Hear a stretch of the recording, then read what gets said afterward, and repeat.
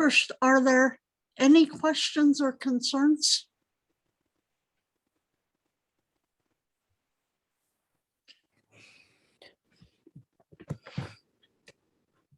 All right.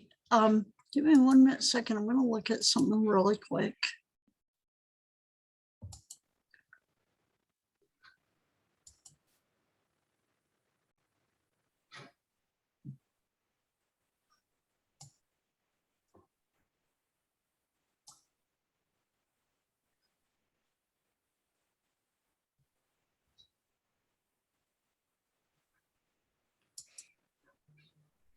Okay, there are 5 people who are yet to take the first exam. It's closed, but if you will email me and tell me when you will take it, I will extend it for you and reopen it up for you.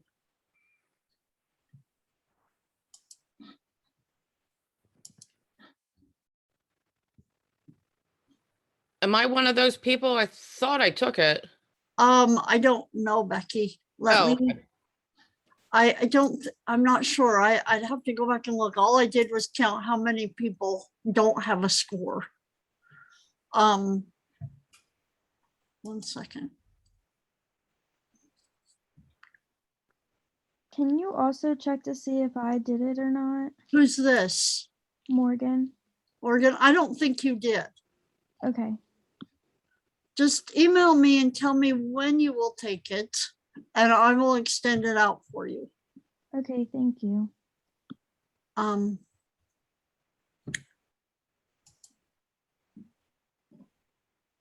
gonna look real quick.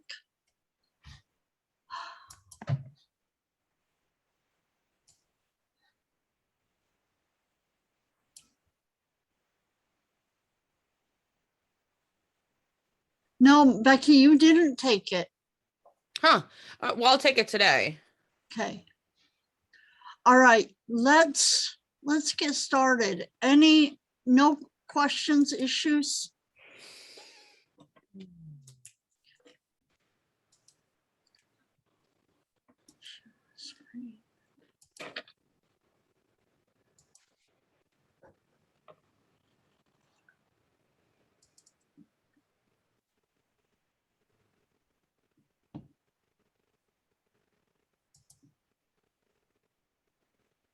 So we will finish chapter 7 today, and we will start chapter 12 and work through at least part of chapter 12.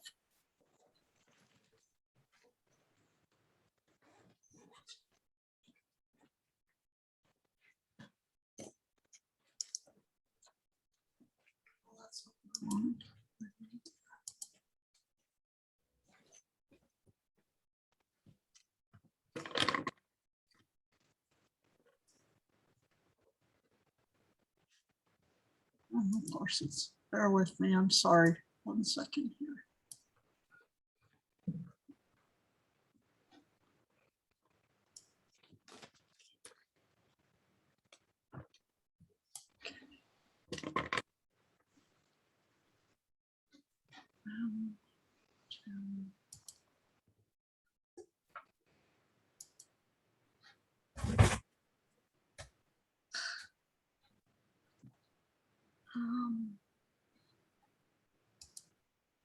Okay.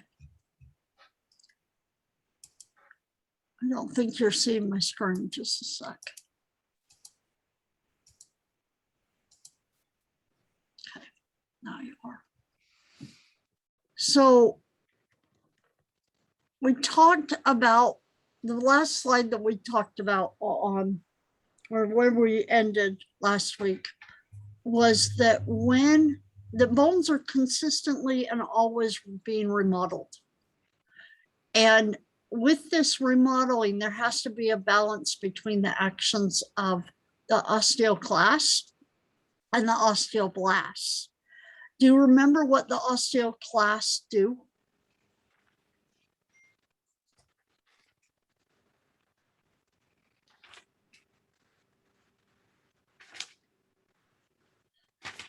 Osteoclasts are involved in the breakdown of the bone. if the name ends in classed, it's always breaking things down. If the name, I'm so sorry, my cats are having issues here right next to me. All right, osteoblast, if the name ends in osteoblast, the cell is a building up cell. So there's with the bones constantly being broken down and remodeled, there has to be a balance between these two cells. If too much bone tissue is being formed, the bones become abnormally thick and heavy, as in acromegaly. If the bones are too flexible, because they're not getting calcified, then we're dealing with rickets and osteomalacia.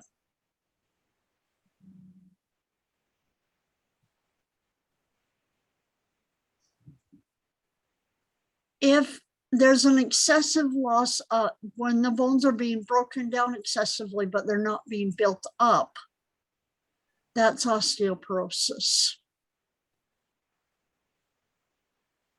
And if you remember, I think we covered this, with osteoporosis, remember the osteoclasts are the ones that are doing the breakdown, and they attach onto surfaces. And therefore the spongy bone is the one that is at highest risk for osteoporosis, or most affected by osteoporosis, because it has the most surface area.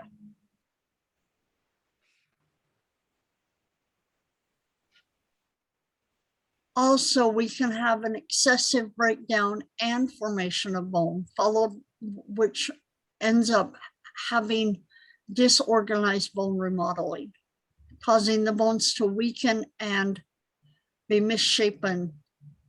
And they're just, if they're not being structured right, they're going to end up being strange. It's the best way for me to think about it, is they just end up being strangely reorganized. And remember how structure is very important to function. So if the structure is wrong, the function's not going to be there either.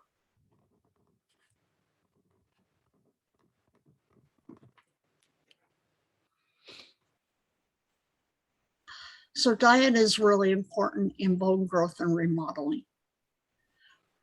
There's large amounts of calcium, phosphorus, magnesium, fluoride, and manganese that are required for bone growth and remodeling. Minerals are deposited in the skeleton and withdrawn when they're needed. So they're stored in the bones and withdrawn when necessary. Vitamin A stimulates the activity of osteoblasts. Vitamin C is necessary for the synthesis of collagen fibers. And remember, that's a major part of the organic matter of bones that gives them that flexibility. Vitamin D helps build bone by increasing the absorption of calcium from foods in the gastrointestinal tract into the blood. Vitamins K and B12 are needed for the synthesis of bone proteins.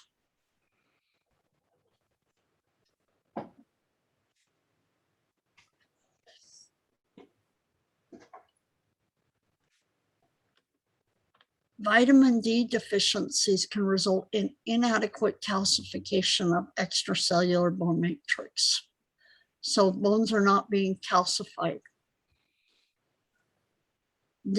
Rickets is that disease that causes,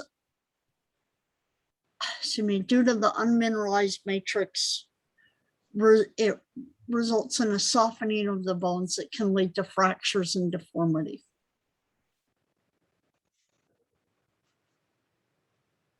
Osteomalacia is where newborn fails to calcify resulting in tenderness and pain of the bones.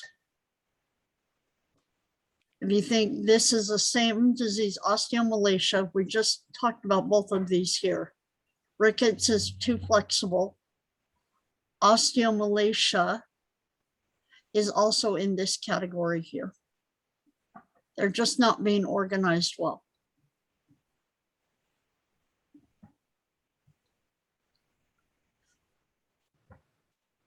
There's many hormones that are involved in bone growth and bone remodeling. Human growth hormone is involved in the general growth of all tissues.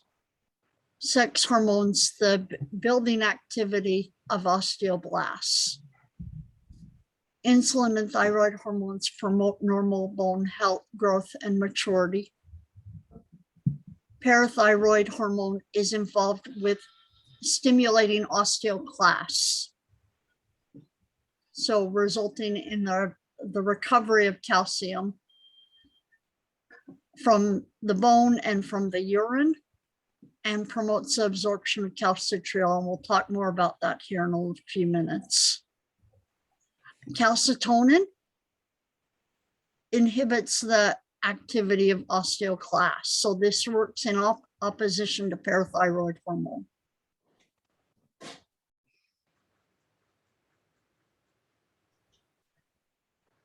And therefore speeds up the absorption of calcium into the bone and accelerates its removal from the blood.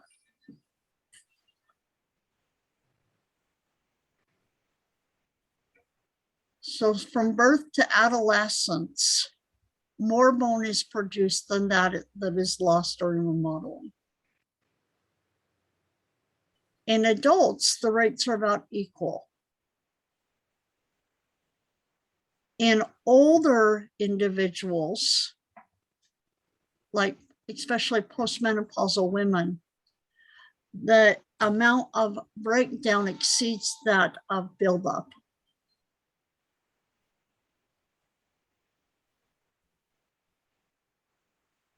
Resulting in issues like osteoporosis. So osteoporosis is a loss of bone density. Spongy bone, because it has the greatest surface area, it's most effective. The major causes of osteoporosis are estrogen deficiency in females, inactivity, low calcium intake, and vitamin D deficiency. A good way to help maintain your bone structure is weight-bearing exercises.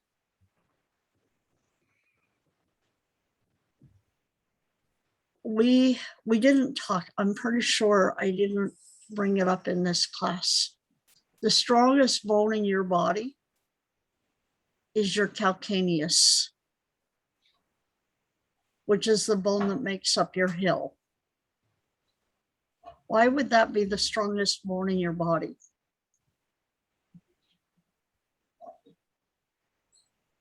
You said it makes up our what? Makes up your heel. It's the bone that makes up your heel of your foot. Oh, heel. Okay. I'm sorry. I was like, hill. I didn't know we had With my weird accent going on there. Because that's where you put all your pressure. Yeah, I mean, you're putting a weight on that bone all the time. So and weight-bearing exercise is what's constantly strengthening your bones. That's why it's the strongest bone in your body. I mean, if you look back on Wolff's Law of bone, it's constantly being put under mechanical stress.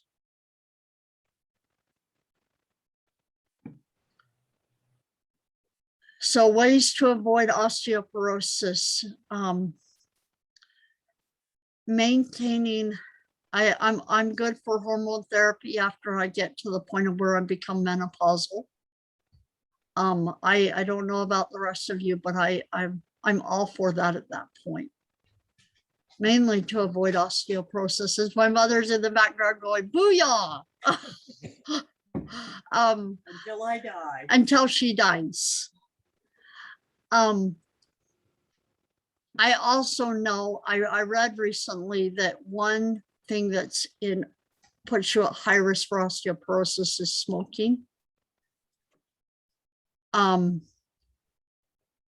Why would that be the case? Smoking puts you at risk for a lot of things, but why would it put you at risk for osteoporosis in particular? Hmm.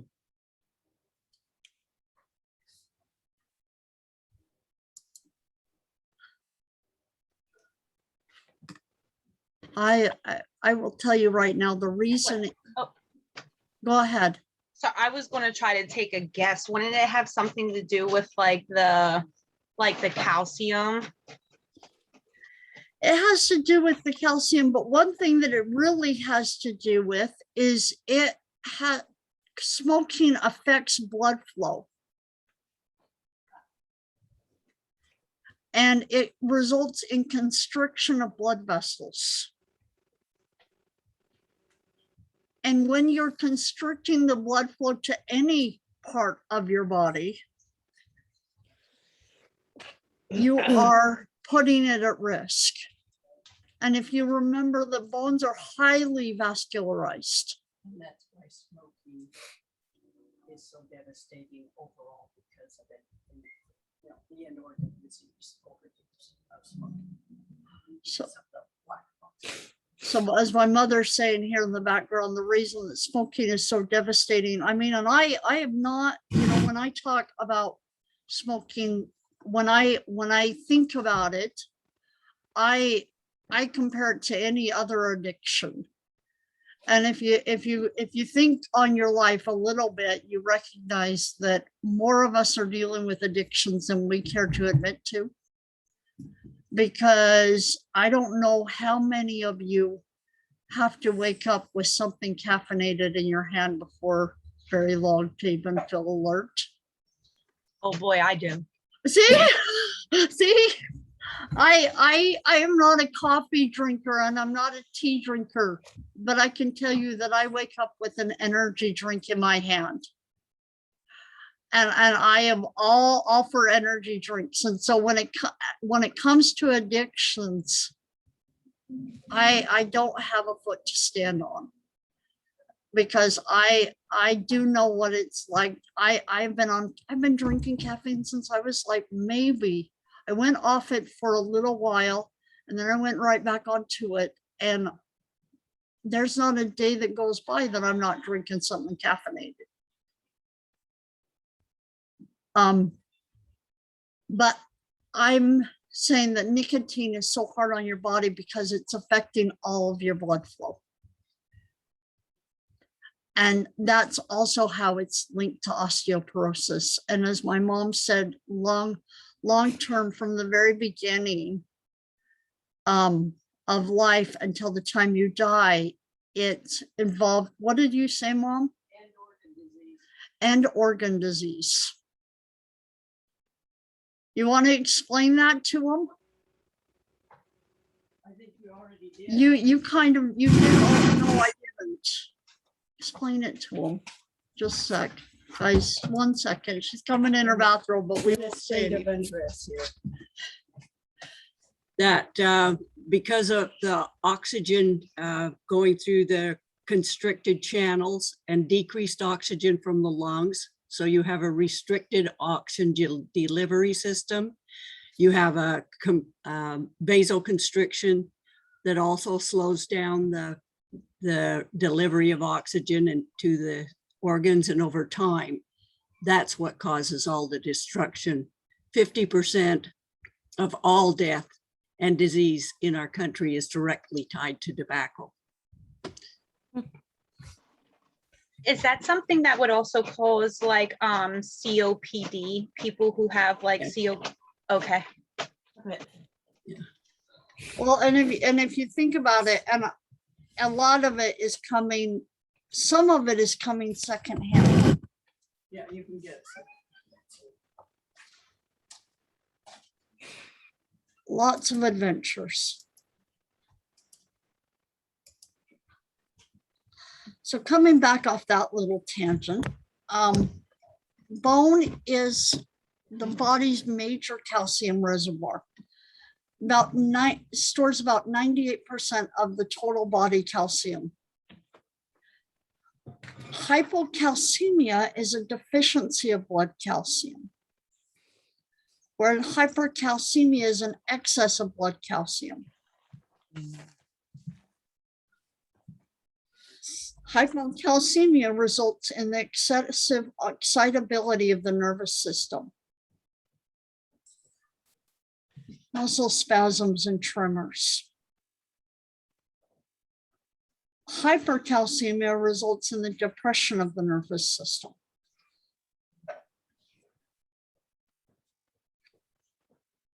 Which of the following is a function of calcium in the body?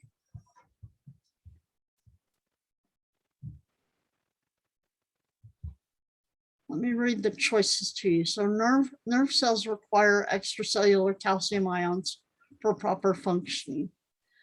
Calcium is a cofactor needed for many enzymes to function properly. Calcium is required for the process of blood clotting. Calcium is needed by muscle cells for contraction. All of these are important roles. The answer here is all of these. Right.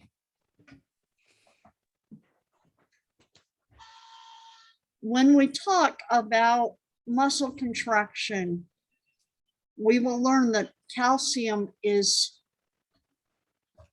one of the major players. When we talk about blood clotting, when we talk about the nervous system function, it's all involved there. Mineral deposition, so the crystallization deposits of calcium phosphate and other ions are in the form of what we call hydroxyapatite. Osteoblasts lay down collagen fibers that spiral along the osteon. Remember that in one way, so when we look at an individual lamellae within the osteon, the calcium fibers spiral in one direction.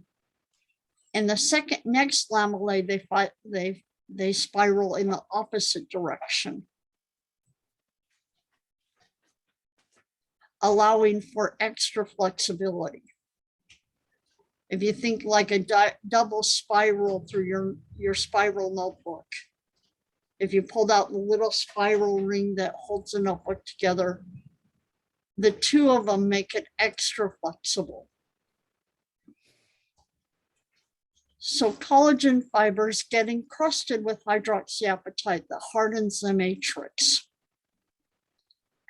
The first hydroxyapatites that encrust onto the collagen fibers work to attract more ions to crystallize. So this is a positive feedback loop. If you've ever watched the building of crystals, I know you can buy kits, especially around Christmas, crystal building kits. The first crystal takes a little while to form, but once it forms, it is a positive feedback loop for more crystallization to occur. And it just keeps occurring faster and faster and faster as the crystal gets bigger.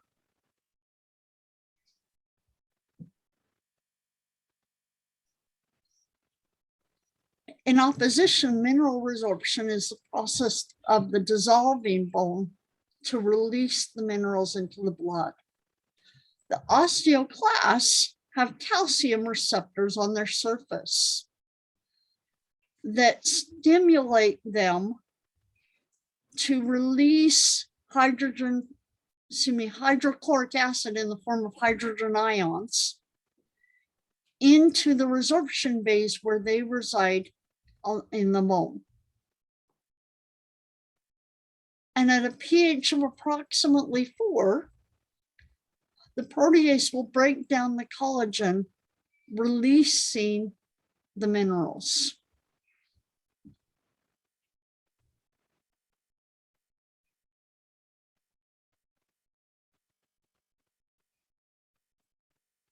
Which of the following best describes the process of bone resorption and bone remodeling?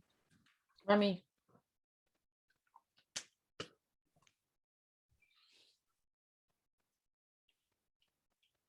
Say it again. I was yelling at my cat, sorry. Okay, I understand that kind of thing.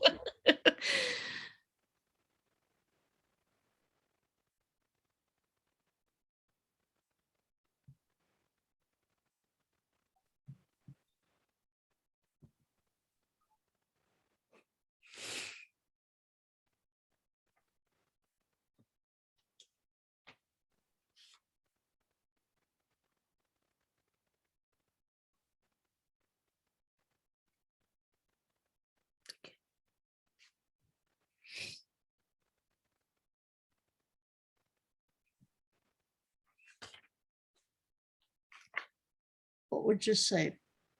Is it C? See, which of the fast bone resorption is breakdown of the bone. So why do you think it would be C?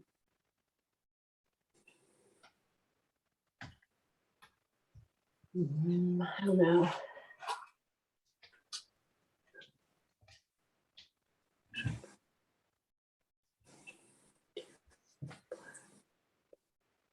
Let me come back up to this first slide. So osteoclasts have calcium receptors that sense low calcium levels, which then secrete hydrogen ions into the resorption base. You can see the hydrogen ions right here. At a pH of 4, the protease breaks down the collagen, which releases minerals. Which of the following best describes the process of A. bone remodeling? You say A. A. It's A. So acids and enzymes released by the osteoclasts, because the enzyme that's involved here is protease. Remember, anytime that you see a word that ends in ASE, that's an enzyme.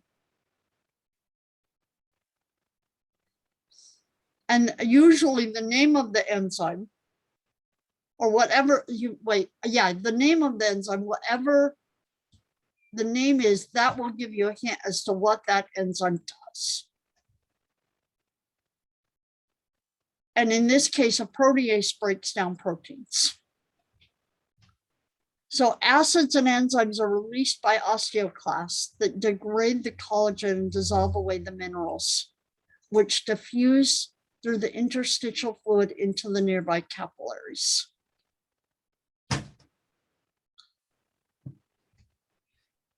Blood calcium levels are increased by calcitriol.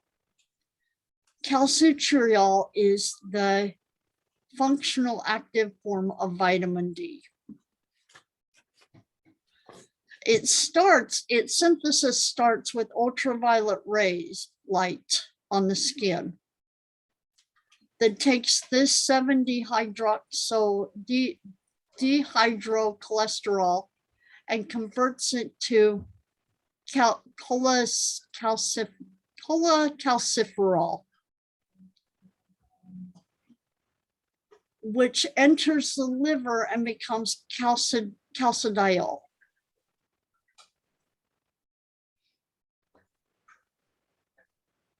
Which then is taken up by the kidneys and converts to calcitriol.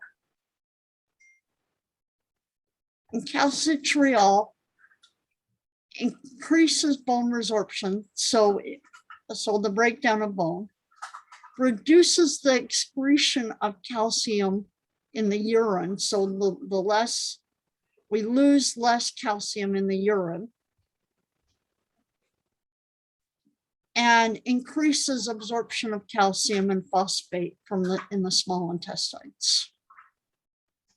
So the next page actually goes through that. It says increases the absorption by small intestines, calcium absorption by small intestines, increases calcium resorption from the skeleton by binding to osteoblasts and then stimulating stem cells to differentiate into osteoclasts. And weakly promotes the resorption of calcium in the kidneys, so less calcium is lost in the urine.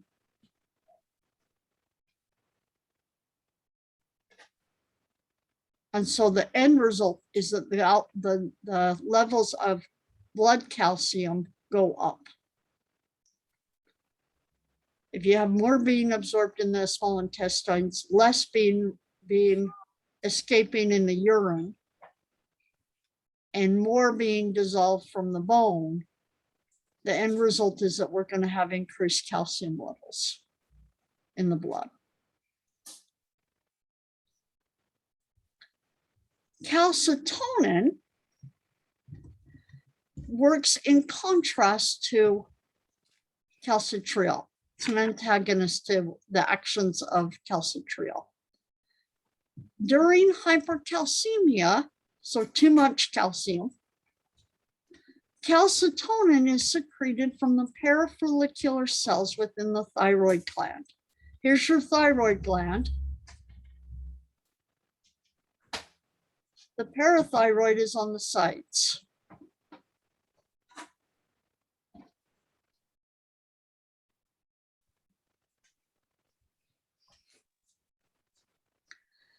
So this has an important role in children, but only a weak effect in adults. It reduces osteoclast activity, so less calcium is liberated from the bones. So keeping more calcium in the bones, and it increases the number and activity of osteoblasts, so more bone calcium is being put into the bones and taken out of the blood. So this is going to reduce blood calcium levels.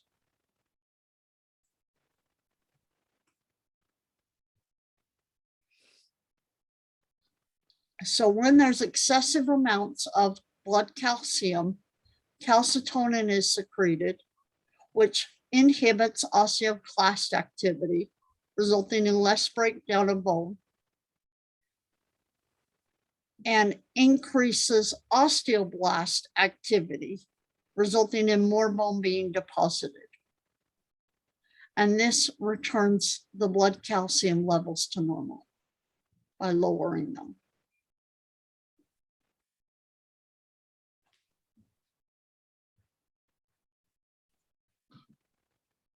So calcitriol is a hormone that raises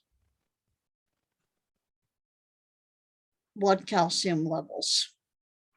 It increases through increasing calcium absorption by the small intestines.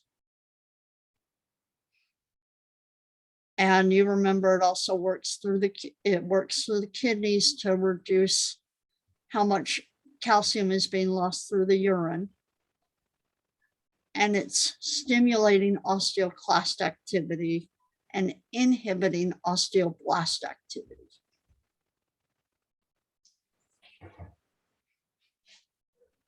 Calcitonin lowers the blood calcium concentration in two ways. It inhibits osteoclasts. Inhibits osteoclasts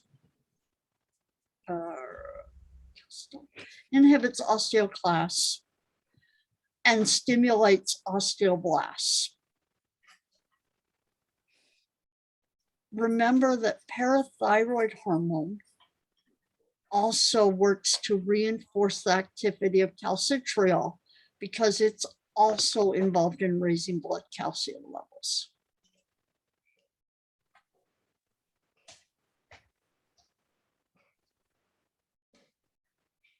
Any questions so far?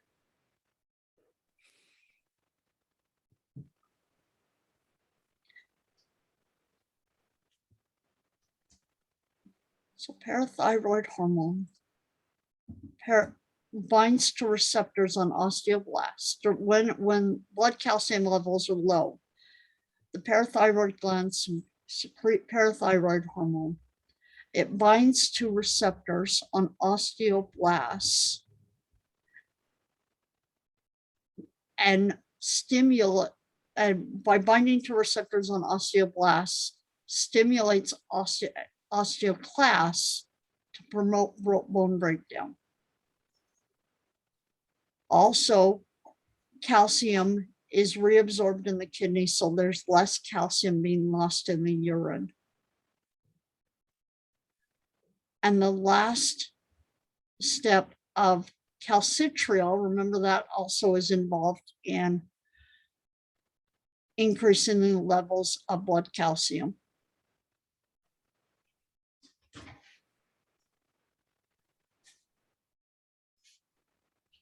Parathyroid hormone is involved in encouraging the synthesis of calcitriol by acting on the kidneys to promote the calcitriol synthesis. Remember, that's vitamin D. Or calcitriol, it has that complicated name, but we all know what it is because we know what vitamin D is. Collagen synthesis is inhibited by osteoblasts, which inhibits bone deposition. So if we increase parathyroid hormone levels, we increase blood calcium levels.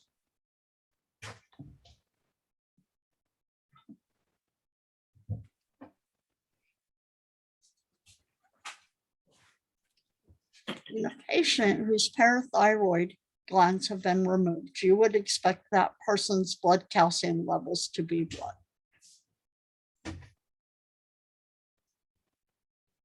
Decreased.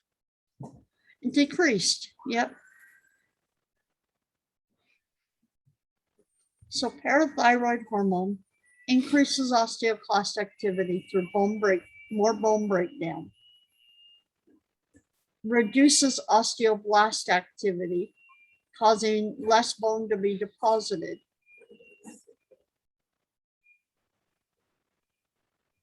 Has the more, excuse me, it increases the urinary levels of phosphate to be excreted, which results in less hydroxyapatite. Remember that hydroxyapatite is a calcium phosphate salt. So if there's less phosphate around, less hydroxyapatite will be formed.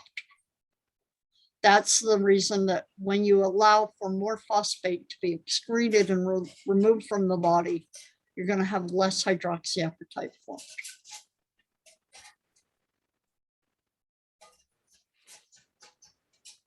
And the final action of parathyroid hormone is that it results in more calcium being absorbed and less escaping in the urine, reabsorbed by the kidneys.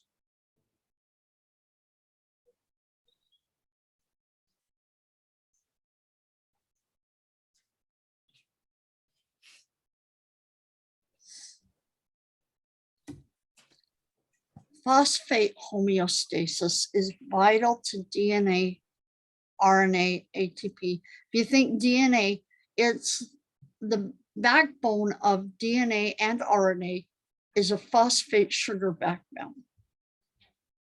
So phosphate's crucial here.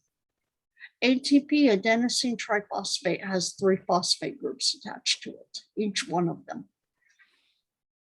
Phospholipids that make up your plasma membrane, each one has a phosphate group attached to them. So phosphate is crucial for life. The average adult has 500 to 800 grams of phosphorus, with 85 to 90% in the bones alone. The normal blood phosphorus levels, our plasma phosphorus levels, are 3.5 to 4 milligrams per deciliter.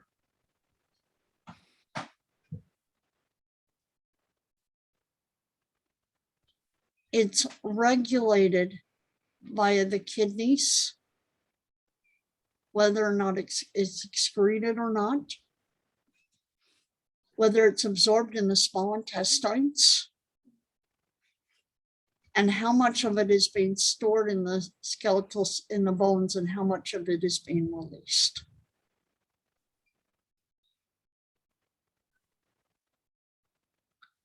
Questions?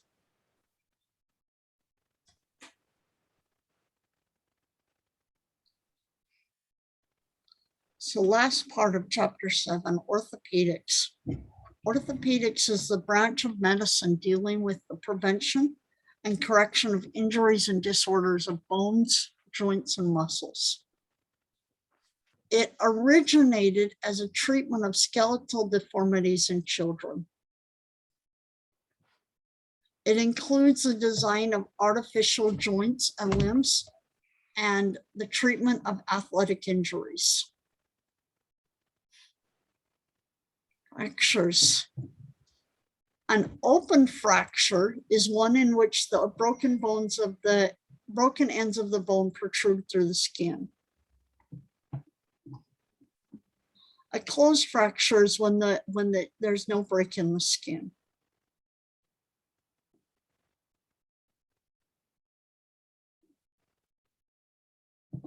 Can have 4 basic types of fractures. A non-displaced fracture is where the bone breaks, but they remain in proper alignment.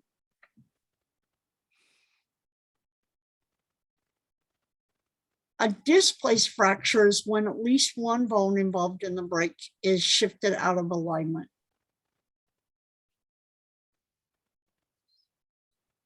A comminuted break is where one bone is broken into 3 or more pieces.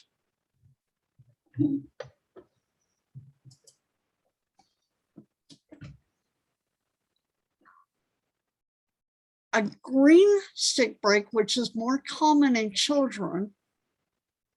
A green stick break is where the bone is incompletely broken on one side, but another bone is just, or the bent.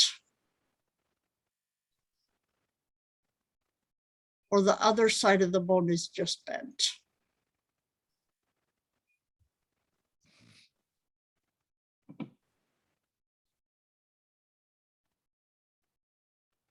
So I think this is a typo here.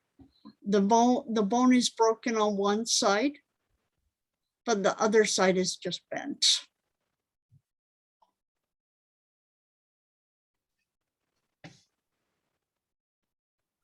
The healing process from a bone fracture involves 3 different phases and 4 steps. The first phase is the reactive phase. Remember that bones are highly vascularized. And so the first phase is an early inflammatory phase where there's extensive amounts of bleeding. And over the period of several hours, a large blood clot or fracture hematoma is going to develop.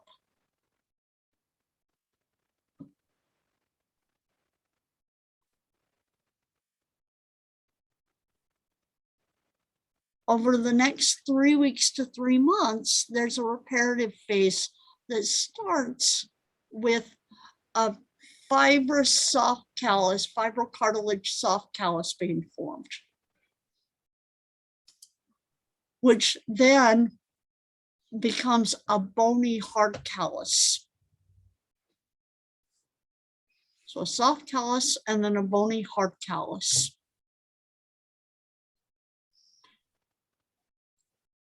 In the final step, the bone is remodeled. This healing can take months because calcium and phosphorus deposition into the bone is a slow process.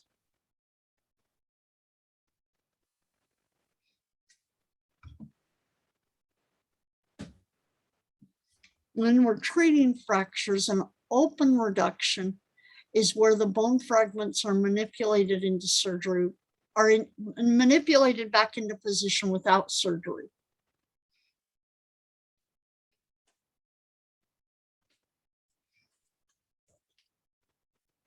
An open reduction is when there is surgical exposure of the bone and use of plate screws or pins to realign, or plates and pins to realign the fragments.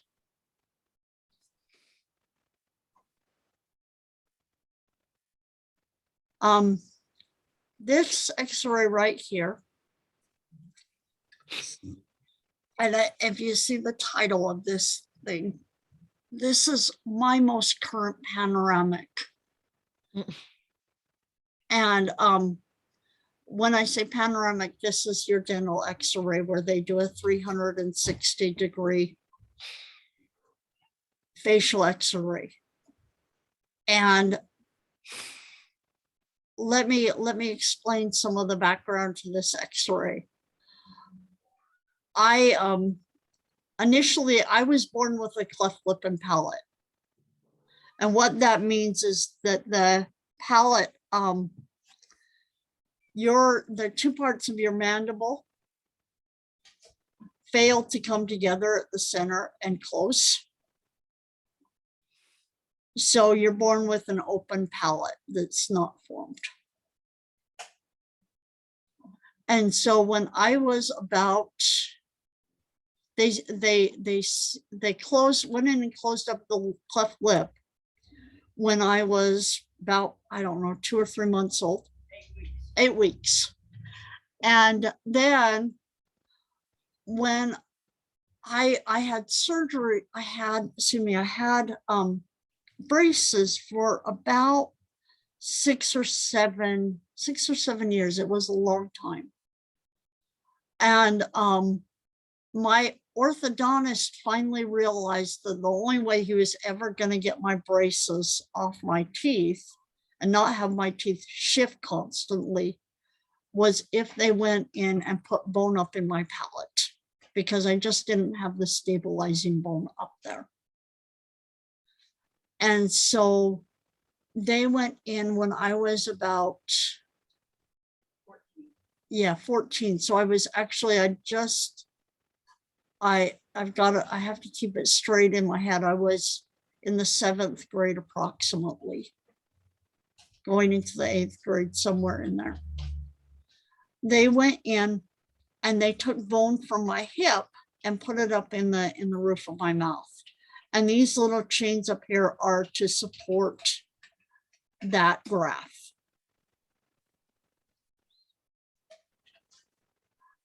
If you look, because I did have a lot of dental work, this is a bridge that I've had in my mouth constantly. At the same time that they put this bone in the roof of my mouth, they surgically broke both of my jaws and shifted them to correct for a bite issue. And then to top it all off, because you can't ever do things completely right the first time. When I was 27 years old, just a little over 20 years ago, so that tells you how old I am. But about 20 years ago, I was in a head-on collision in my car, and I was wearing my seatbelt, but I was sitting too close to my steering wheel. And in a head-on collision, if you're not at least 12 inches away from your steering wheel, you will go into your steering wheel. And that's what happened here. Was I went forward and hit my steering wheel, and when I did that, I broke my lower jaw in 4 places. And I broke it, and I'm gonna stop sharing just for a quick second and show you. So I broke it right here, broke it along both of my TMJ joints, and I broke it right here. And the way, I'm pretty sure, because of the bruising and the nerve damage that I have up the side of my face, I'm pretty sure that what I did was I went down like this and I hit the bottom of the steering wheel. And I don't remember that, thankfully, because I remember hearing my car crunch up against the median. I was in the Phoenix, Arizona area.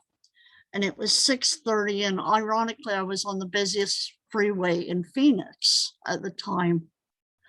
And I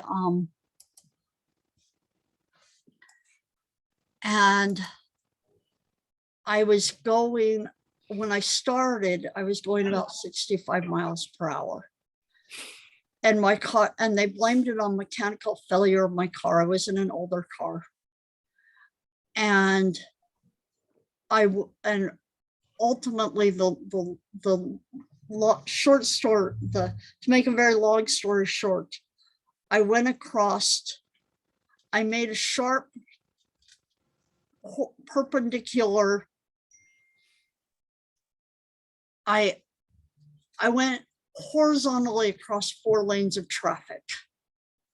So I went in a perpendicular direction along 4 lanes of traffic and hit the median on the other side, going at approximately 45 to 35 miles per hour. And I remember hearing my car crunch, and I remember coming back up into my steering wheel, hearing my car crunch, coming back up and sitting up and just realizing there was blood everywhere. And I knew I was in trouble at that point. And the reason I'm telling you all this is because this was open and complete fracture, which means, as we talked about open fractures a minute ago, and I'll stop sharing again for a second. If you look, and it's kind of hard to see at this point in my life, but right along this whole bottom of my chin, there's about a 1-inch scar because my jaw came out through my chin. And so when we look at this panoramic, this plate right here is essentially about right here. It's on the right side of my chin, stabilizing the 2 breaks across the chin. And the reason I'm telling you all that was because if you look at my teeth here on the bottom, here's the bone right here. This tooth that's right here is, I'll show it to you a little bit, and it's kind of, I'm going to be careful with it because it's very loose in my mouth. And look on my teeth. And it's the one that's in the very back there. And if I'm not really, I can push it back and forth, and I don't do that. I try really hard not to do that because it is on the verge of coming out. And unlike little kids, I really want to keep my teeth in there. I'm working really hard at keeping my teeth in there. And so I have not had any cavities in probably about 5-6 years. I don't deal with cavities like my gums. A periodontist is not going to help me at this point because my gums are actually in very, very, very good condition. I don't have any bleeding of my gums. I don't have any cavities. I don't have any inflammation of my gums. What's going on is that the teeth are being just pushed out of the bone.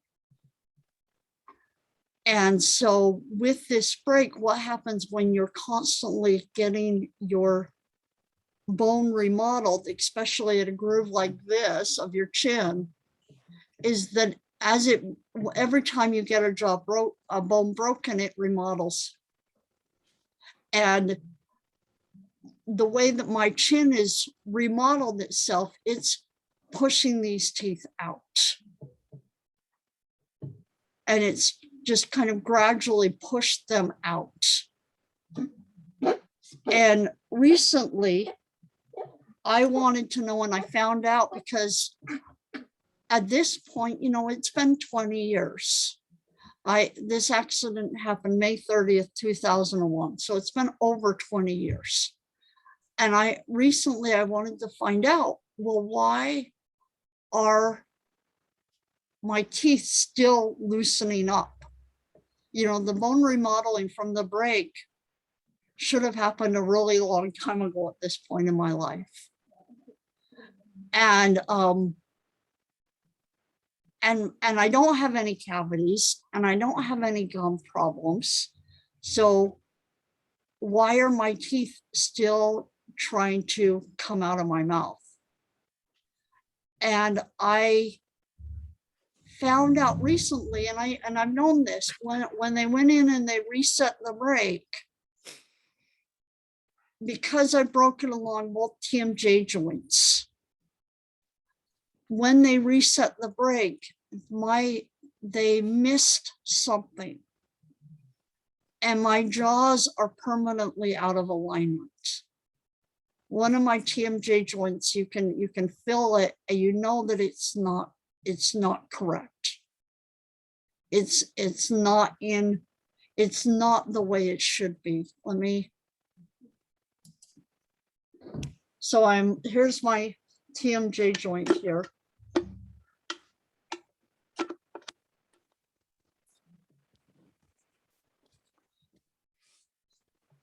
Right here. Here's my TMJ joint. There's something wrong with this joint. It's either something wrong with this joint or it's something wrong with this joint. But they are not in where they should be, because my jaws are misaligned.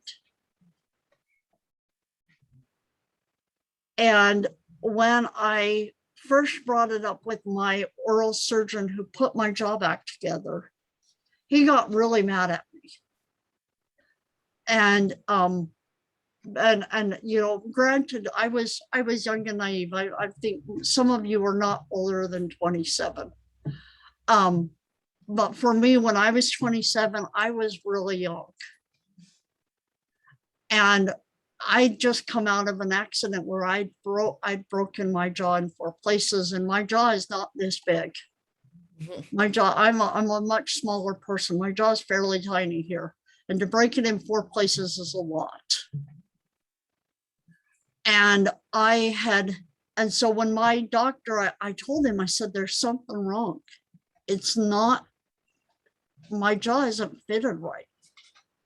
It's at an angle. Why is it at an angle? And he looked at me and he said, well, that's the way it was before. And when he said that to me, and I had to think about it for a little while, because I'm like, no, it's not. No, it's not. And his comment to me, he kept saying, well, that's the way it was before. And I thought afterwards, and it probably took me a little while to come to terms with this, because I was, 2 to 3 months after this wreck, I was still not eating solid food. And so I was still, I was still dealing with the PTSD of the wreck. And I wasn't really sure what he was trying to get at. But now that I think back at it, I think, well, would you know what it looked like before? You never met me before I wrecked my car. You didn't know what it would be like. You didn't know what it looked like. And the first time I ever saw a dentist afterwards, and it took me a while because I couldn't open my jaws wide enough for a dentist to do anything with my teeth anyway. But I got in and saw a dentist, and my dentist had seen me from before. And he went in and he made some molds of my teeth. And he said, he brought the molds out to me and he's looking at them and he's showing them to me. And he's like, Mary, he said, remember my first name is Mary. He says, Mary, I can't make them fit. I can't make your bottom jaw fit on your top jaw. He said, what's wrong here? And my thought in the back of my head after having this really nasty this battle with my surgeon and walking out to my car and crying is I thought to myself, booyah. someone finally understands that it's obvious that they're not in alignment. And when he said that to me, my face I remember my face just lit up. I was like, you understand. I'm not just being hypochondriac here. I'm not just being stupid. There's something really wrong here. And the reason I'm telling you all that, and I'm sorry, I'm not keeping this story very short, is what's occurring right now is because my jaws are out of alignment, my bite is wrong. And every time, and these teeth right here, you can see that these teeth are in much stronger than these teeth are. What's happening is every time I bite down, because my jaws are out of alignment, these teeth, the teeth on my left lower part of my jaw are being pushed out.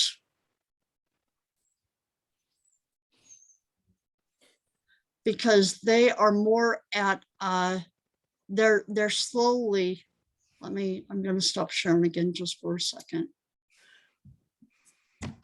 These teeth right here are at an angle going like this. And so when the top teeth bite down on them, they're slowly pushing them out of the mold. And so that is the reason that now, almost 20 years later, these teeth are still trying to fall out.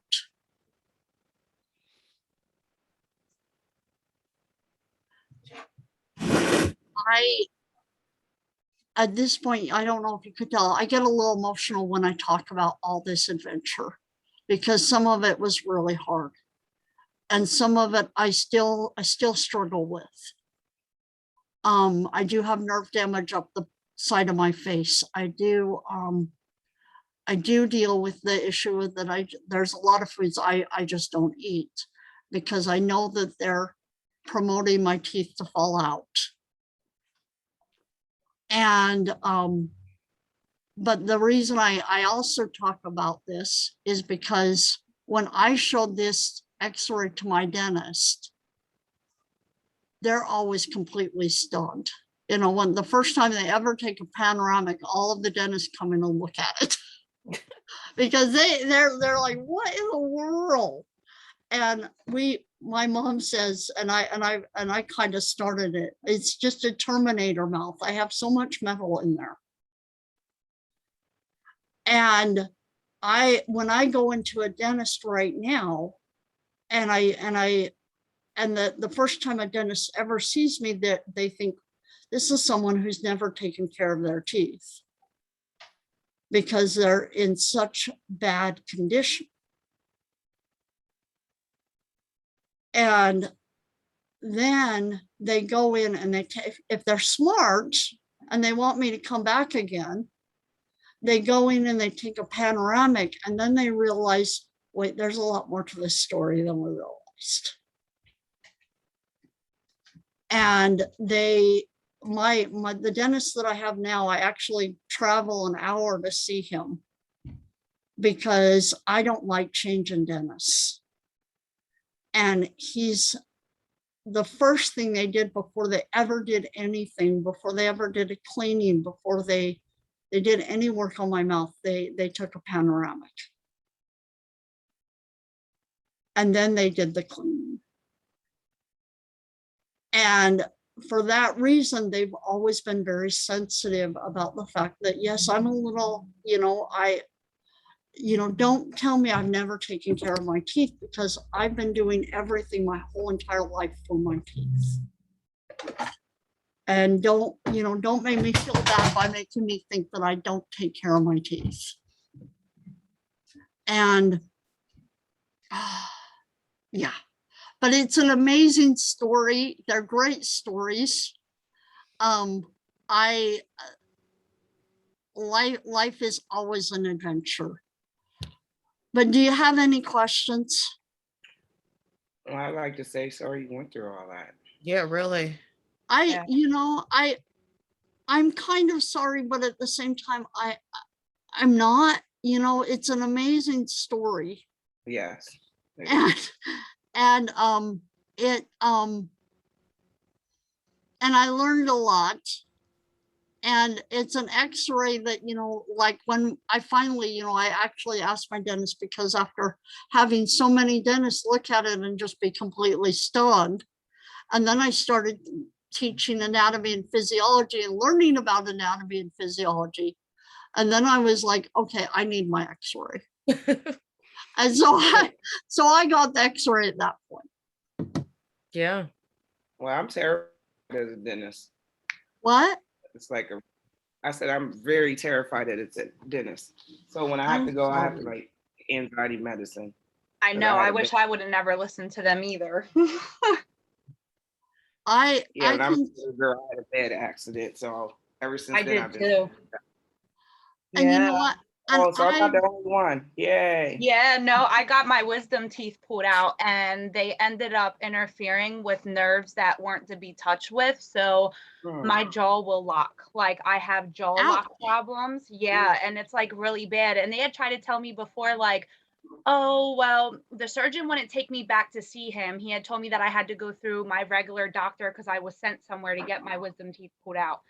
And yeah, they interfered with nerves that weren't to be interfered with. And now I have like this jaw lock problem where like Ouch. sometimes if I talk or like I eat something that's like too chewy, my jaw will literally like lock.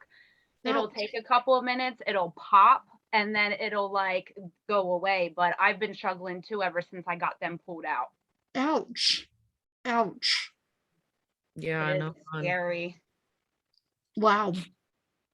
Wow. Hmm. No, every time I go to the dentist, I learn more. And I've never had, I've honestly, outside of now, when I have it's normally the hygienists who give me grief about not taking care of my teeth. And they try to do it in a very subtle way, but I know what they're getting at. And Because it's like you're being then judged upon something that literally right. has nothing to do with your, Right. And I think, as healthcare providers and especially, I don't know, I think all healthcare providers, you have to be careful, Bedside manner. with what you say and how you say it. Yeah. I think teachers, we have to be careful. I realize how easily I can make or break someone's spirit and their feelings based on how you say things. And we just as individuals, we just have to be careful. Everyone is dealing with a battle that you know nothing about. Correct. Yep. I agree. Last part of this is talking about other diseases. Some of these we've talked about. Osteogenesis imperfecta is a defect of the collagen, which results in easy bone breaks because the bones are too rigid. Osteosarcoma, bone cancer. Osteomyelitis, inflammation of the osseous tissue, usually as a result of a bacterial infection. Osteitis deformans or Paget's disease, where there's just an extra depositing of bone. I had a student last semester, one of my anatomy courses at Stevenson's. Her father has this. Any questions about chapter 4?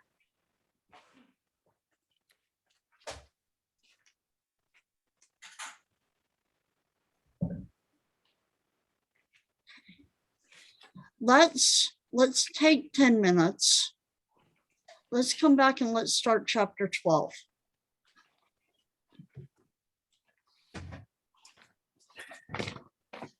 Actually, why did I do that?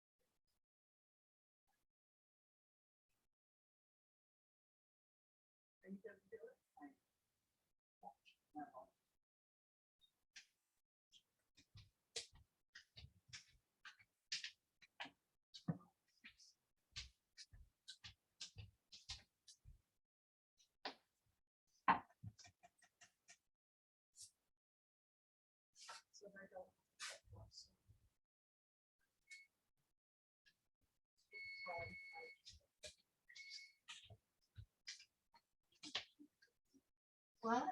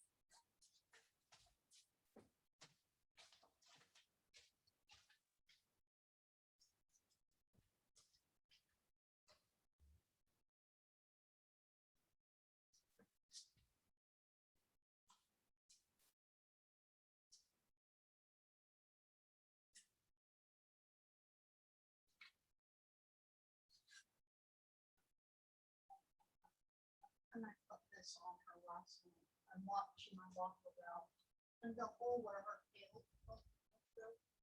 Not the hole that tails. Still put that on her. What? I find her.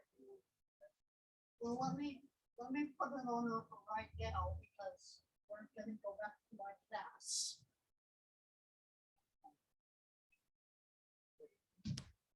Okay, well, here.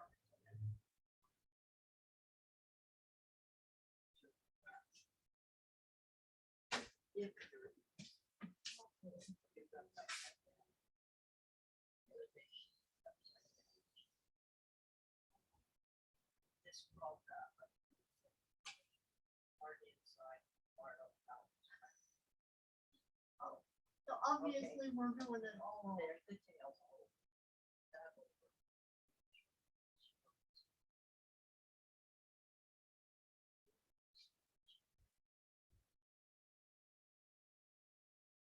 Obviously, there's an art to this. And those are oversized. They're really too big. So As soon as we get rid of those, I've got some that Okay. aren't so big. Cause I have halves on. That will go. You need to use those.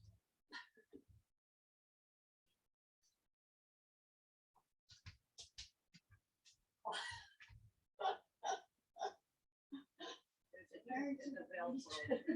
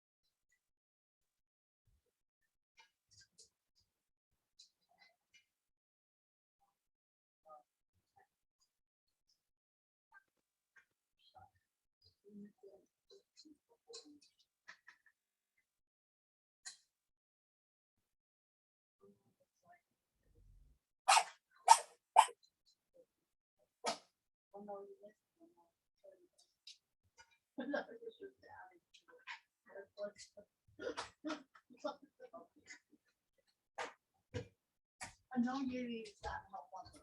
I do. For me to keep I'll stay waiting out in front. there's one on.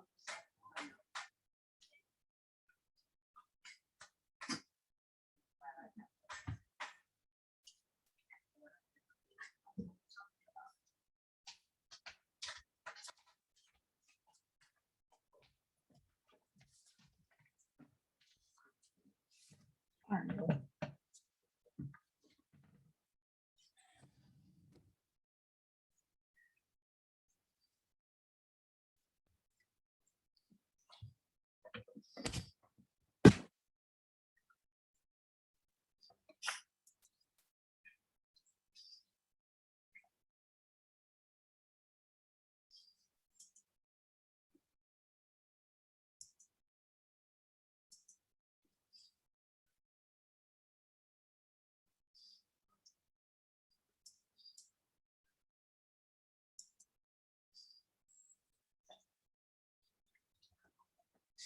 Okay, so let's get started on chapter 12. So chapter 12, nervous tissue. Neurology is a branch of medical science that deals with the normal functioning of the nervous system. Within the nervous system, we have two basic types of cells. We have nerve cells that are neurons, And we have neuroglia, which are the cells that support and regulate and maintain the neurons. So in this picture, here's two neurons. Here's a neuroglia cell, here's a neuroglia cell, here's a neuroglia cell.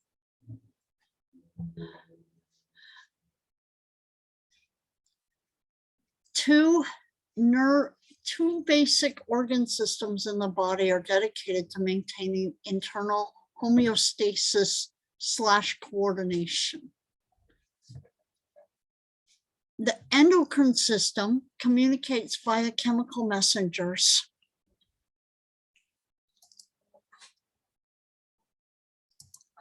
By a chemical messenger secreted into the blood. The nervous system employs electrical and chemical means to send messengers. So both of them work by chemical means. But the nervous system is also involved with electrical signaling. One of them works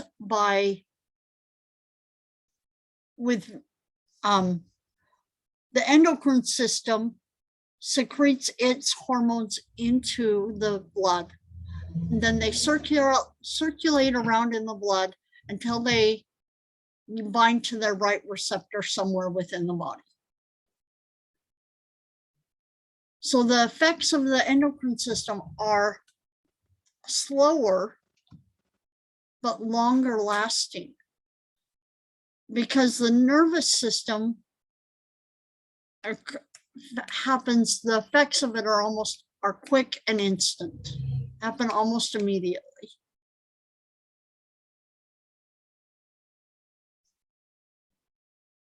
But the signaling gaps, rather than having things float around in the blood until they ultimately reach their target, in the nervous system,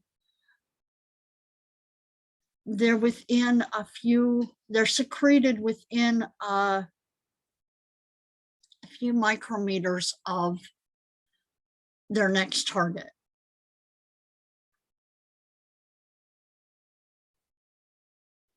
It's always a cell-to-cell contact that's involved.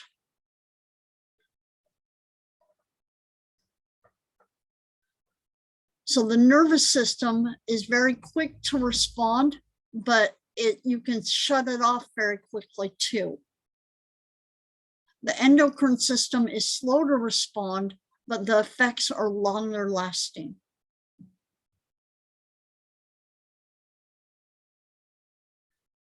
The nervous system carries out its basic tasks via three basic steps.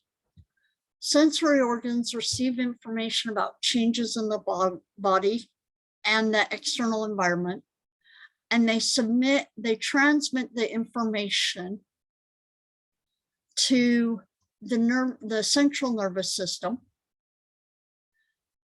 in a coded message. The central nervous system processes these coded messages and determines what the appropriate response is, if any.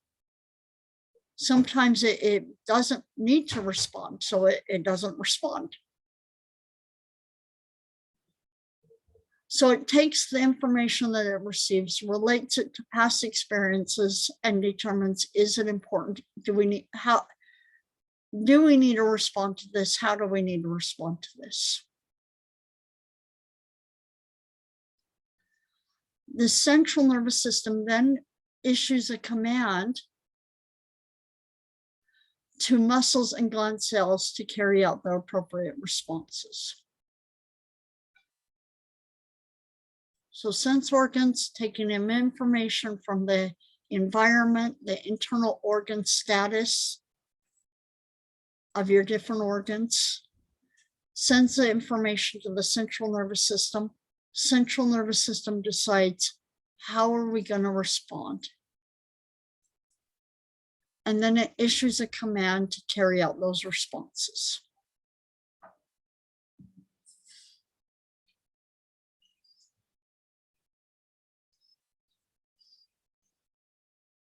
The central nervous system includes the brain and the spinal cord.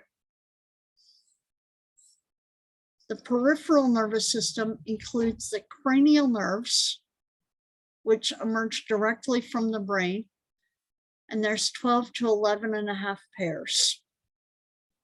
So they come directly off the brainstem. And we'll talk about why we call that 12 or 11 and a half pairs when we talk about the cranial nerves. The spinal nerves come directly off the spinal cord.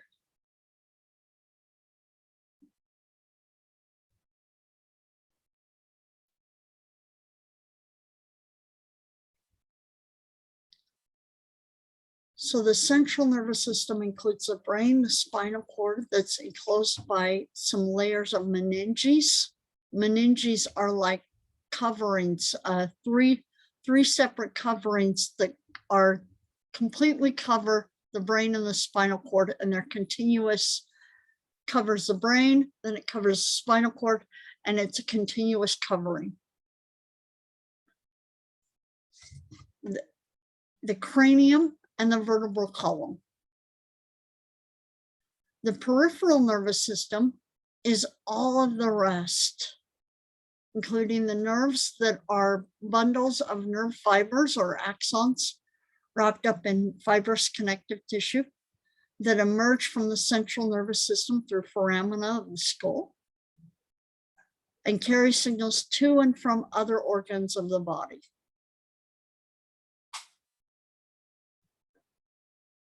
And ganglia, which are swellings in the nerve where cell bodies of peripheral neurons are located. So central nervous system, brain and spinal cord. Peripheral nervous system is cranial nerves and spinal nerves, which includes nerves and ganglia.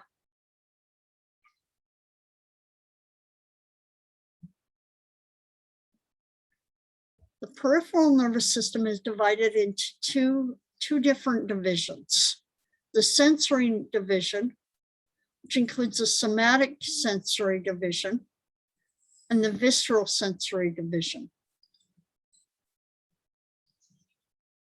And the motor division, which includes the visceral motor division and the somatic motor division. The visceral is automatic. It's visceral meaning the organs, or autonomic.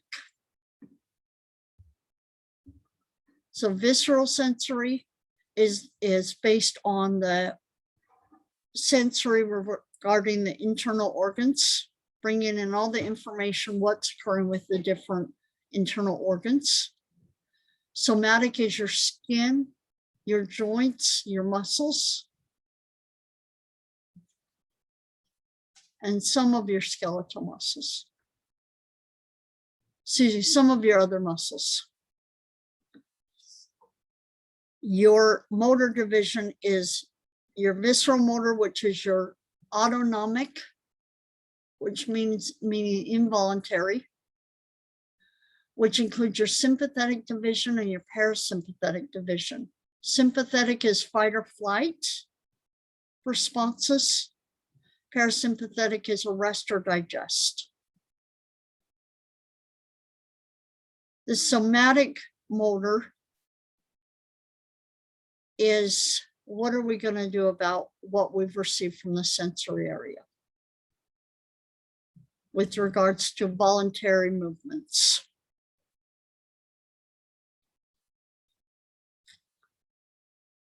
So the sensory afferent division carries signals from different receptors and simple sensory nerve endings to the central nervous system, informing the central nervous system of changes within and around the body. The somatic sensory division is carrying signals about receptors from receptors in the skin, the muscles, the bones, and the joints. The visceral sensory division is carrying signals from the viscera. If you think viscera means organs, such as the heart, the lungs, the stomach, and the urinary bladder.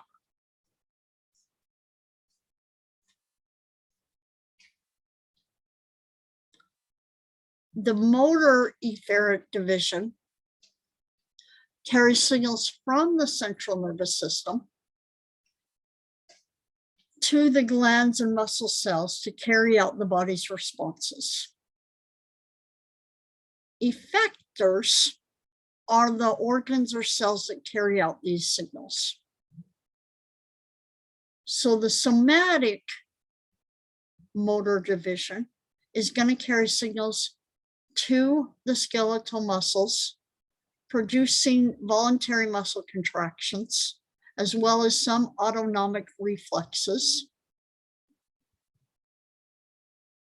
The visceral motor division, or the autonomic nervous system, is going to carry signals to glands, cardiac muscle, and smooth muscle. It's usually almost always voluntary and operates at the unconscious level.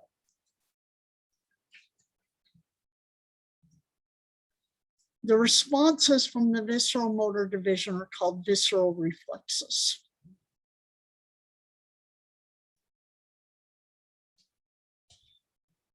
So autonomic, if you think autonomic is involuntary, has to do with your glands, your cardiac muscle, and your smooth muscle, with very few exceptions. Somatic muscle motor division is voluntary muscle, skeletal muscle contractions. Do you have some control over your autonomic nervous system?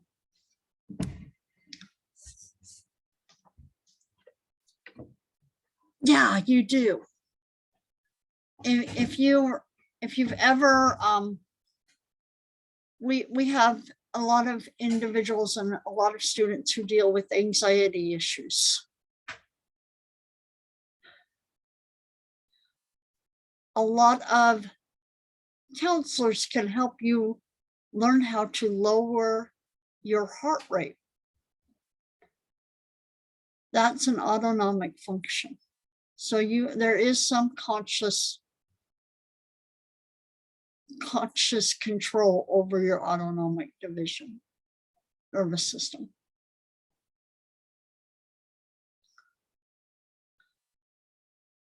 So two major divisions of the autonomic nervous system are the sympathetic division and the parasympathetic division. The sympathetic division arouses the body for action, accelerates the heartbeat, increases the respiratory airflow, but inhibits digestion. The parasympathetic division has a calming effect. It slows the heartbeat, but stimulates digestion. So sympathetic is fight or flight. You see a bear in front of you, are you going to fight it, or are you going to run? Parasympathetic is, oh, the bear is gone. Now let's focus on other things.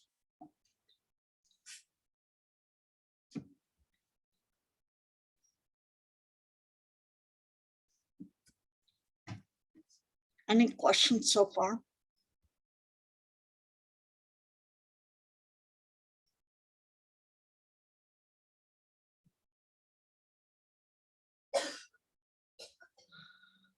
So some fundamental properties of neurons: they're excitable, they respond to environmental stimuli. They have a high conductivity. They respond to stimuli by producing electrical signals that are quickly conducted to other cells.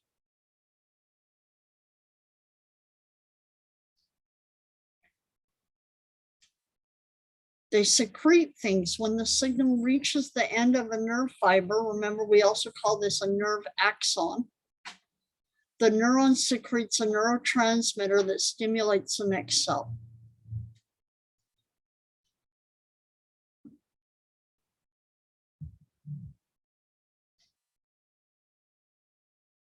There's two major types of nerve cells.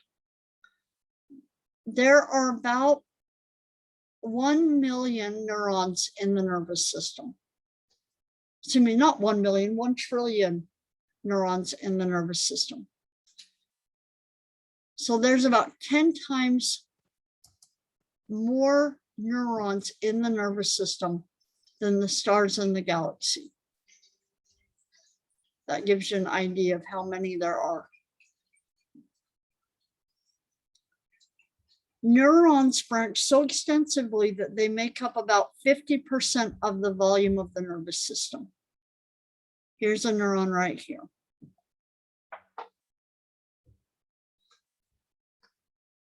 Neuroglia, or glial cells, play an important role in supporting and nutrition of the brain, but they don't manipulate information.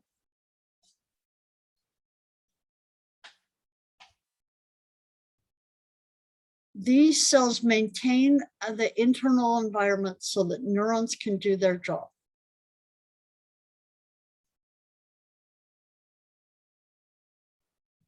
For every one neuron, there's 50 to 10 neuroglia.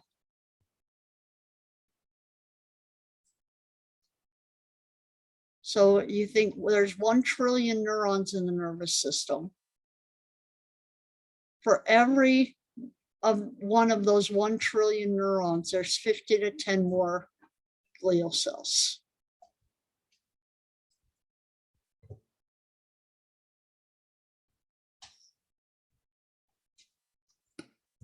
So if you remember, very beginning of this, we talked about the fact that the way the nervous system functions is there's sensory information that's brought into the central nervous system.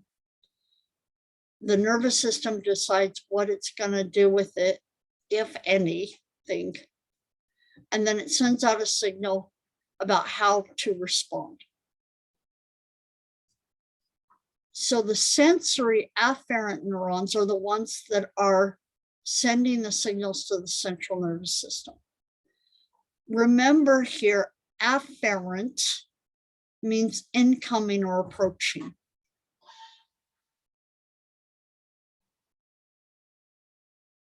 Do me a favor, write this down.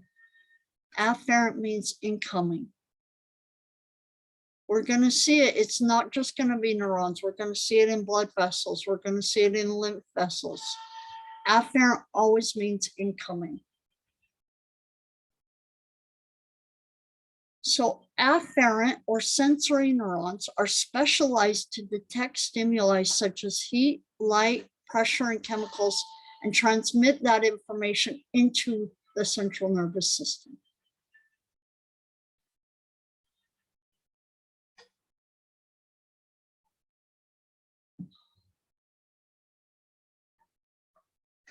The sensory neurons begin in almost every organ and end at the central nervous system. Some of the receptors are sensory neurons themselves. Others are separate cells that communicate directly to the sensory neuron. If you look here, here's the central nervous system. Here's the peripheral nervous system. So the sensory neurons are considered part of the peripheral nervous system. Motor neurons are considered part of the peripheral nervous system. The interneurons are the central nervous system. So the interneurons and the central nervous system make up about 90% of the neurons. They lie entirely within the central nervous system. They receive signals from many other neurons. So lots of sensory neurons are interacting with a given interneuron. and carry out integrated functions of the nervous system.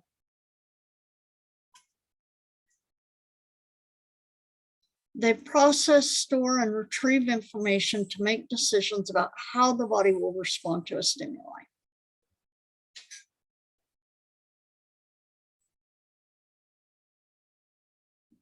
Motor or efferent neurons send signals to effectors from the interneuron to muscle or gland cells. Efferent means exiting or outgoing. So afferent means incoming or approaching. Efferent means exiting or outgoing. And like I said, when we talk about blood vessels, you talk about lymph vessels. Afferent and efferent are important there too. We use the same words. Incoming is afferent, efferent is outgoing or exiting. When you look at this, do you see parts of a feedback loop? Do you remember what the feedback loops were? Well, that was a long time ago. But do you remember the feedback loops from chapter 1?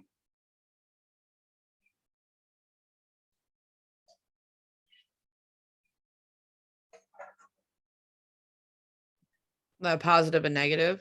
Yep. But there's a basic feedback loop where a signal is received. There's an integrating center. Then an effector response is put out. So here's our sensor. Here's the pathway that brings it into the integrating center. The interneuron. The outgoing signal going out through the motor efferent neuron to give an appropriate action via the effector.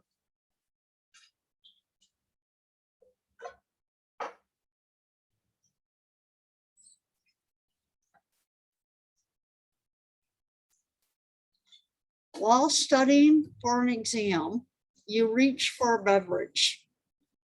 To extend your arm, your blank nervous system is activated.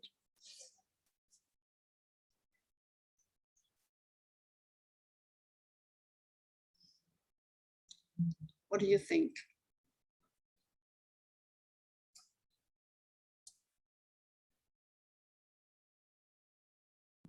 D. Why do you say D? Because it's a voluntary muscle contraction. Yep, and that's the somatic nervous system, correct.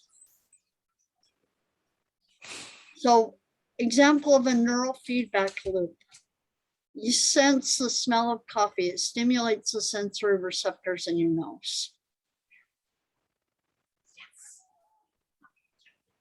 Integrative function.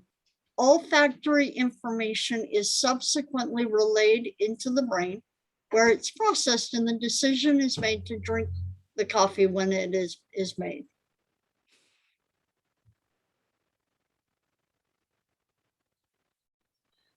Motor function, the brain stimulates the contraction of specific muscles that allow you to grab a cup of joe and drink it.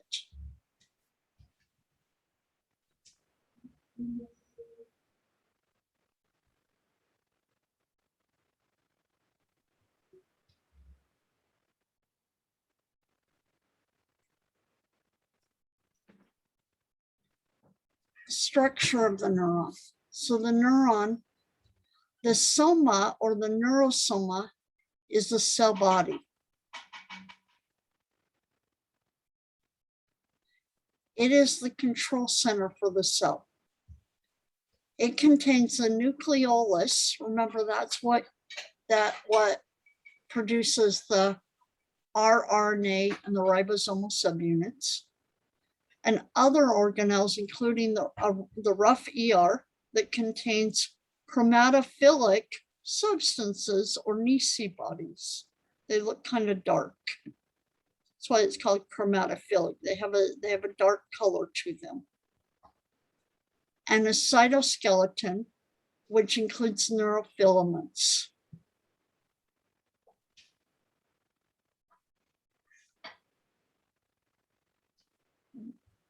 Neurons contain no centrioles. You remember what centrioles are necessary for?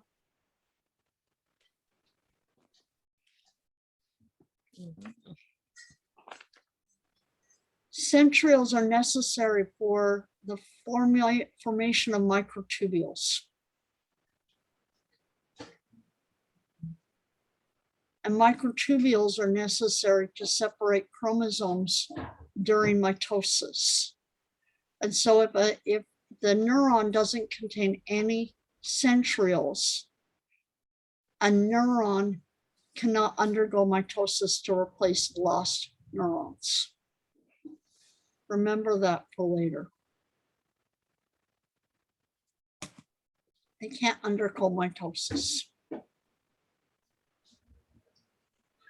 Dendrites, if you look here, dendrites are branches off from the zoma, the cell body.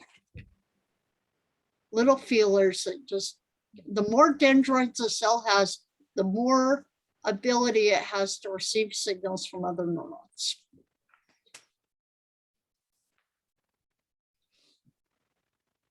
So the more information it can receive and incorporate into decision making.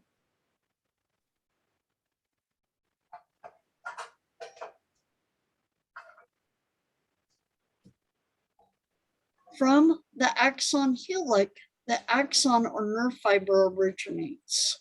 The axons are relatively unbranched. These are axon, relatively unbranched.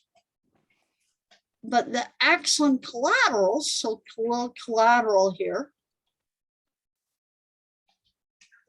may originate near the zoma and be branches off the axon. So axons are specialized for rapid conduction of nerve signals.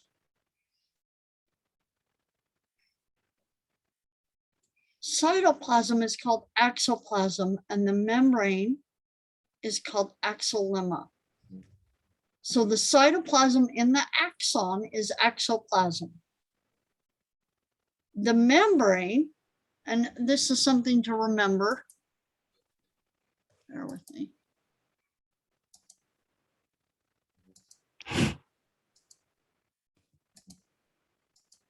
Axon means that it has to do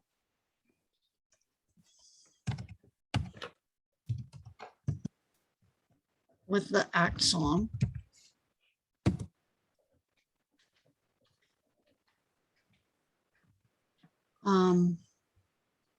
Lemma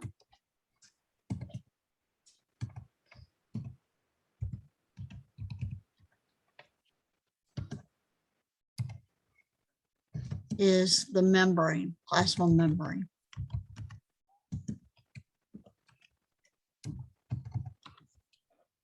So axon. So axoplasm is the cytoplasm of the axon. Axolemma is the plasma membrane of the axon.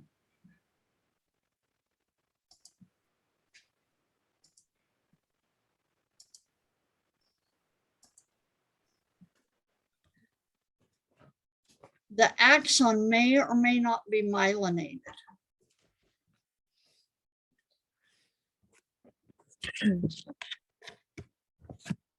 At the distal end of an axon, there's usually a terminal arborization. What does arbor mean? Anybody know what arbor means?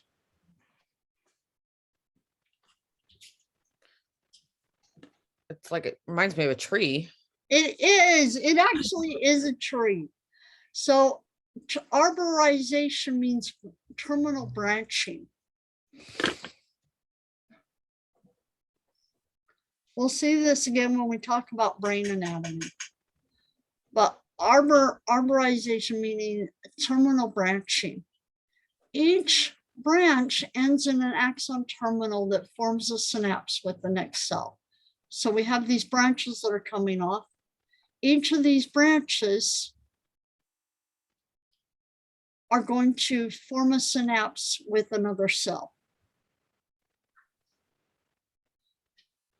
Each terminal contains synaptic vesicles containing neurotransmitter. So each of these branches contains vesicles containing neurotransmitter that they can release to other cells within the synapse. A synapse, think of a synapse as being a snap. One thing coming in conjunction with another thing.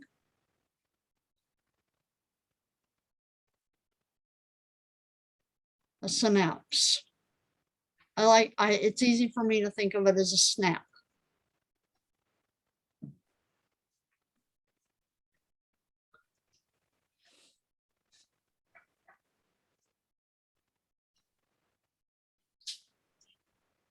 The terminal end of the axon has this complex of fine branches, that terminal arborization. And each of the branches at the very end of them is a synaptic knob. Synaptic knob. So at the end of each of these branches, we have this little synaptic knob. Or terminal buton that forms the synapse with the next cell.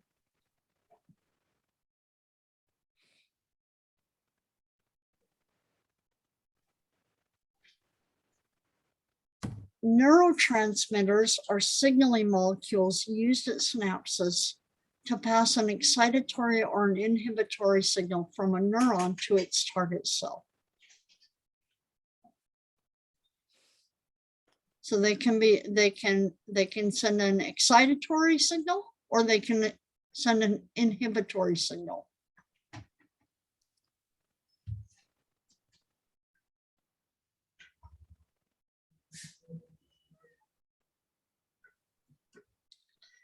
Three classes of neurons. We have multipolar neurons, which have one axon and multiple dendrites. The most common type, and therefore most of the neurons in the body, brain and spinal cord, are multipolar neurons. Bipolar neurons have one axon and one dendrite. These are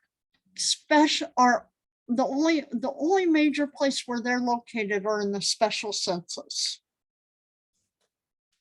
We have them in the olfactory cells in the nose, in certain neurons of the retina of the eye, and in the sensory neurons in the ear. So bipolar are specific for the special senses.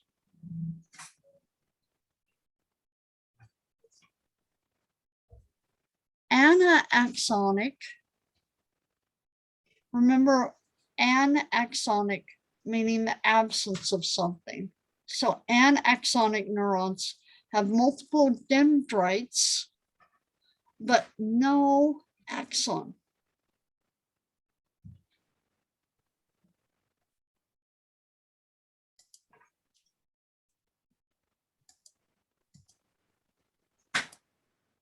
So anytime you see the word "an" on the end of at the beginning of a word, it means the absence of something.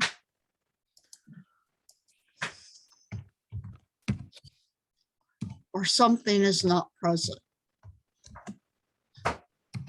Something, absence of something.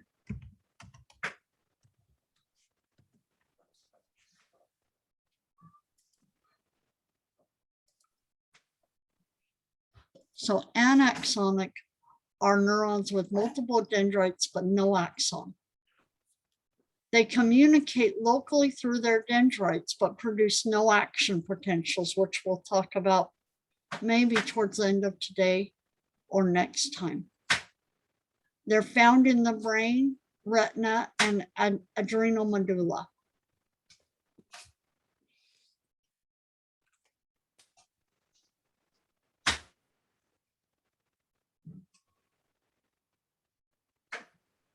Unipolar neurons have a single process leading from the soma. They carry signals to the spinal cord for senses such as pain, touch, and pain.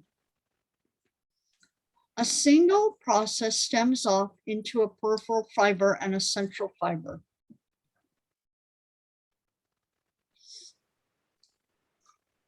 The peripheral fiber has a sensory ending that's far from the soma. Here's our soma. Remember, the soma is the cell body. Here's the peripheral fiber that's going out to the dendrites. And then the central fiber, which is the axon.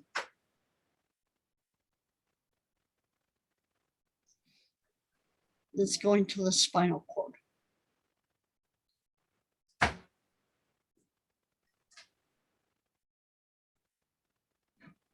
These are, so remember, these tend to be sensory. We talked about sensory neurons. These tend to be the sensory neurons for touch and pain.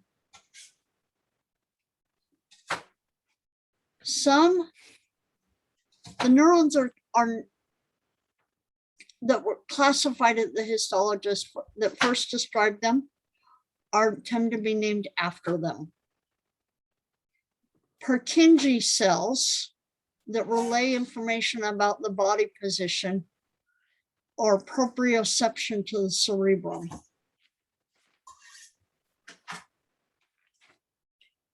They're found in the cerebellum.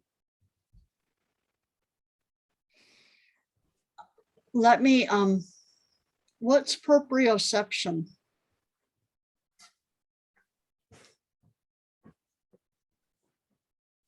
Proprioception is if you close your eyes, and so you can't see where your joints are, you can't see where your muscles are, can't see where your limbs are.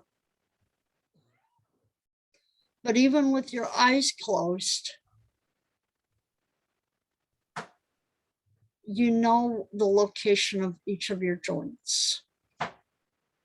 I know that I have my fingers folded right now. I have my fingers flexed. I know that I have both of my arms are moving somewhere in front of my face. That's proprioception,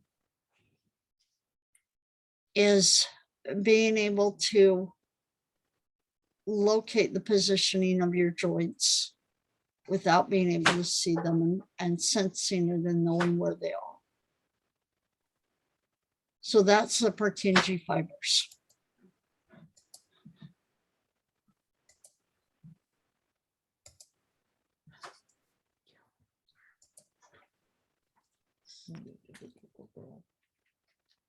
Pyramidal cells look like pyramids found in the cerebrum. So cells are classified by the histologist who first described them. Probably the guy's last name was Purkinje, or their shape or appearance.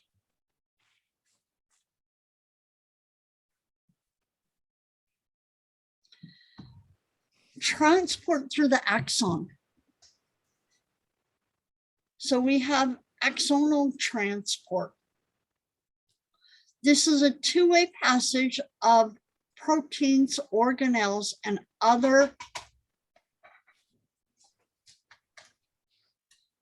materials along the axon using microtubule monorails,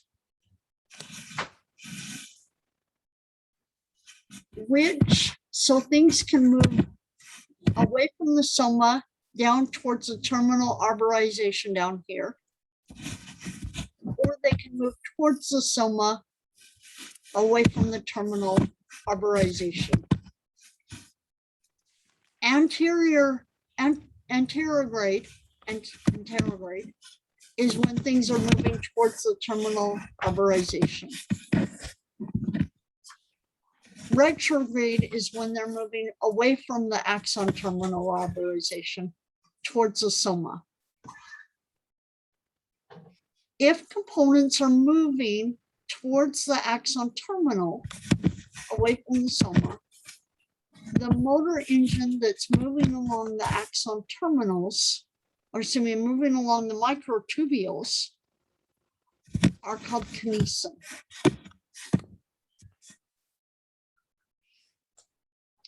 When substances are moving towards the soma, away from the axon terminal, they're moving via dynein along the microtubules.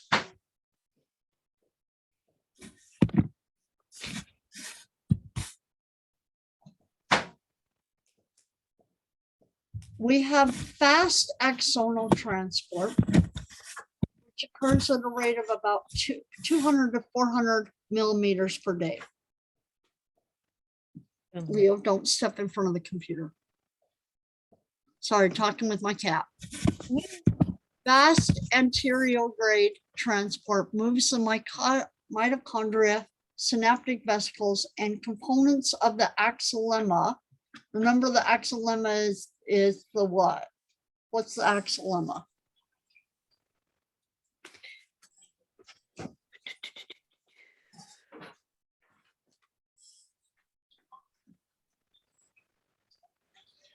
The membrane of the cytoplasm. The membrane of the plasma membrane of the axon. So fast anterior grade transport moves mitochondria, synaptic vesicles, and components of the axonema, calcium and enzymes, and other molecules toward the distal end of the axon, towards the axon terminal.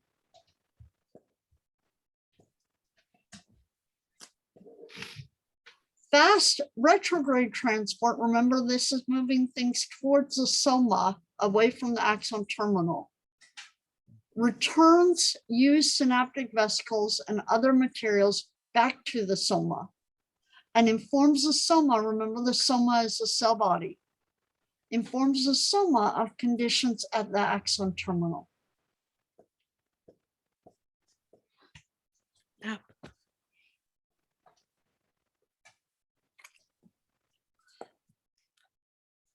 There are certain pathogens like the tetanus toxin, rabies, and polioviruses that take advantage of this process to use the retrograde transport to transport them back to the soma, the cell body.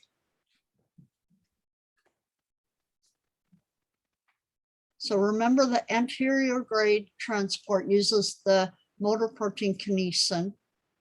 Retrograde transport uses the motor protein dynein.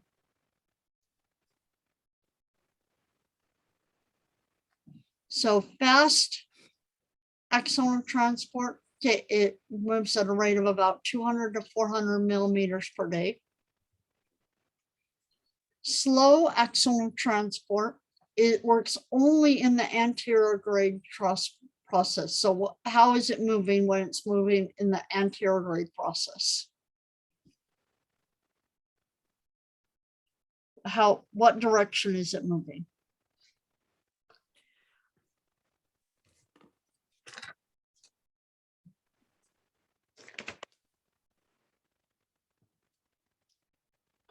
Away.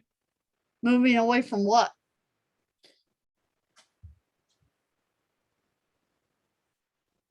The axon. No. Okay. Where else could it be moving away from?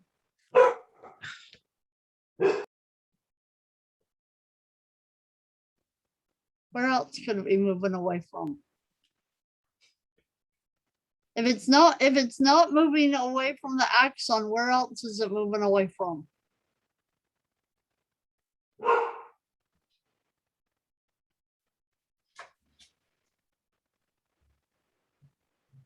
Maybe moving away from the cell body.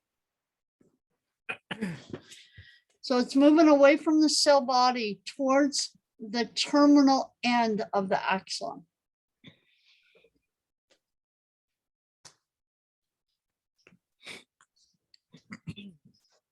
So slow axonal transport occurs only moving from the soma towards the terminal axon. It's a stop and go process. So it makes frequent stops. So the speed is only 0.2 to 0.5 millimeters per day. So this is kind of like getting a direct flight versus one that has multiple layovers. Or taking a direct bus versus one that's going to stop every few miles. Most enzymes and cytoskeletal components move down the exon. So it allows for the renewal of worn out axoplasmic components. Remember that the cytoplasm of the axon, and supplies new axoplasm for developing and regenerating neurons.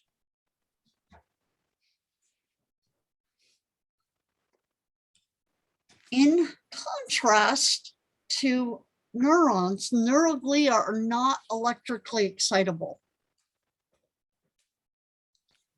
They function to serve, protect, and support the neurons.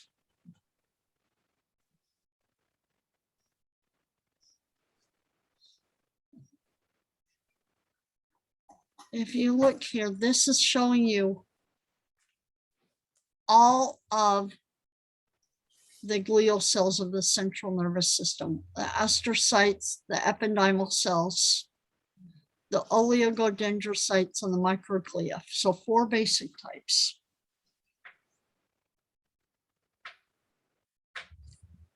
The first 2 types of the neuroglia of the central nervous system are oligodendrocytes and ependymal cells. Oligodendrocytes have a bulbous body and up to 15 arms. So here it is right here. It kind of looks like a spider with multiple legs, where each arm or each leg is reaching out to a nerve axon. So the axon of one neuron, and spiraling around it.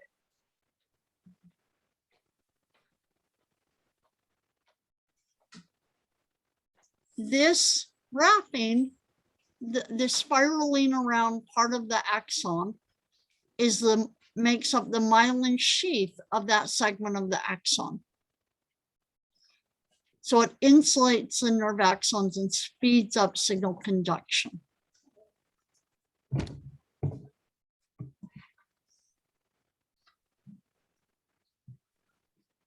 Ependymal cells resemble cuboid epithelium. Do you remember cuboidal epithelium?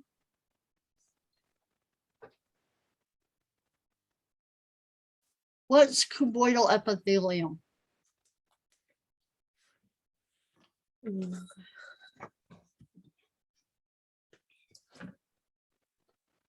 What's cuboidal epithelium? You remember talking about epithelium in lab?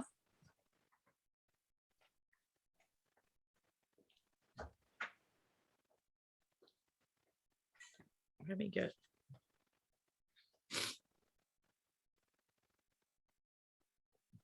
So cuboidal epithelium is cube-like shaped. Looks like little square circus, little cubes.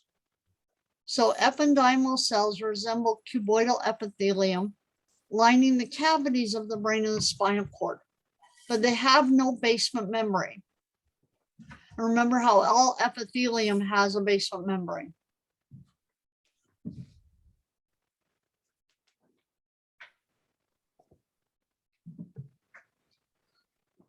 It produces a cerebral spinal fluid that bathes the central nervous system and fills the cavities.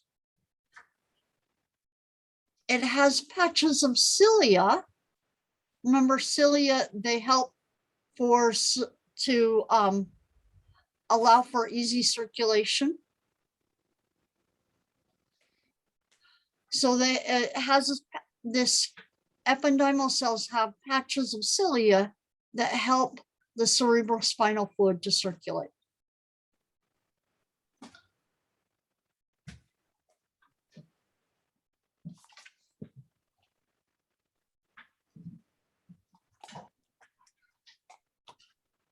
So oligodendrocytes are involved in the development of the myelin sheath around the axons in the central nervous system. Ependymal cells are involved in secreting cerebrospinal fluid.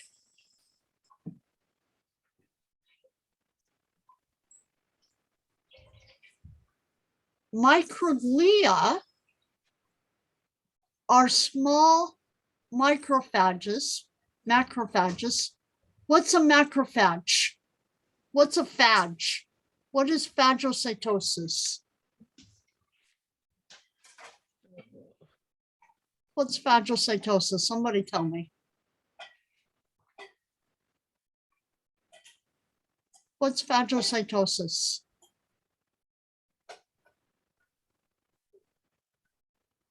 Somebody Google it and tell me.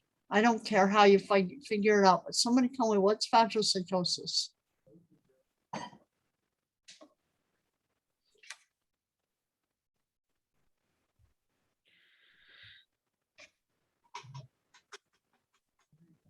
Somebody tell me. Cells engulfed. Well, yeah, it's cell engulfing. So it's essentially cells eating other things.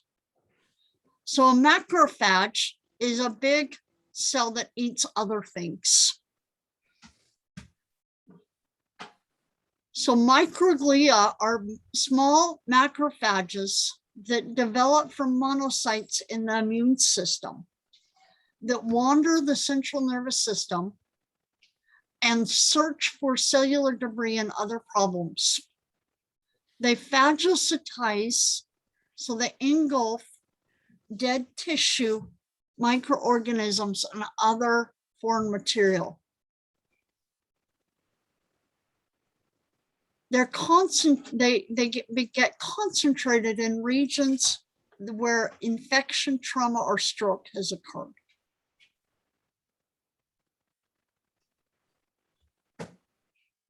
They aid in the repair, the synaptic remodeling, and changing of connections between neurons. So these are essentially the immune system of the central nervous system.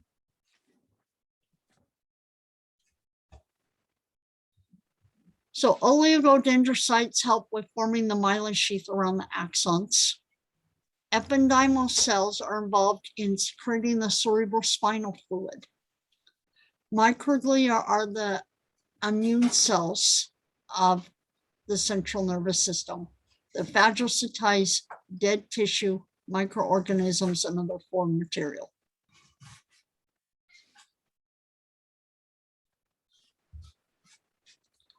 The last one, and this one is the one that we're learning that has more and more function. It's more involved than the more we learn about astrocytes, the more we're learning they do, how do I put this? We're learning that they do a lot more than we ever realized. So astrocytes, if you think astro meaning a star, they have a many branch star-like shape. They constitute over 90% of the cells in some areas of the brain.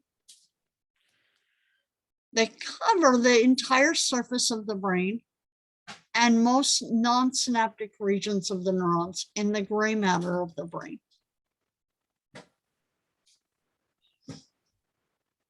If you look here, they altogether, they have 9 different functions that we know of so far.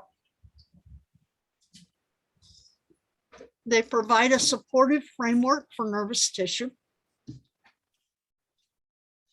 They have the perivascular, peri meaning around, vascular meaning blood vessels. So they have the perivascular feet that surround blood capillaries that stimulate, and therefore they're involved in the stimulation and formation of the blood-brain barrier.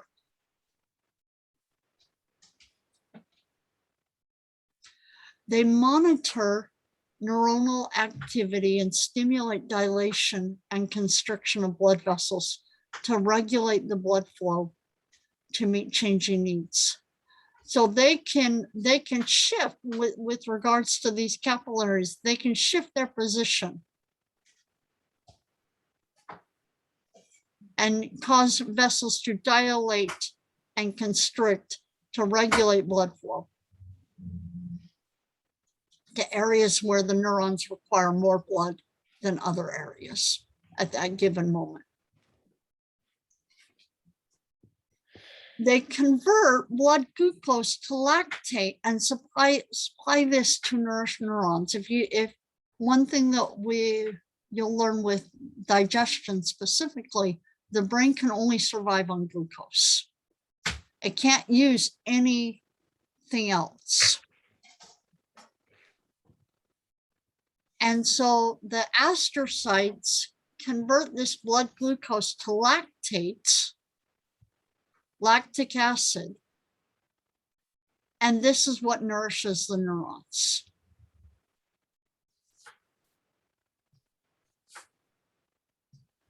So it provides a framework for the central nervous system, is part of the blood-brain barrier, stimulates and regulates blood flow to given different needs to supply different needs of the nervous system, and is involved in the formation of lactate from glucose to nourish the neurons.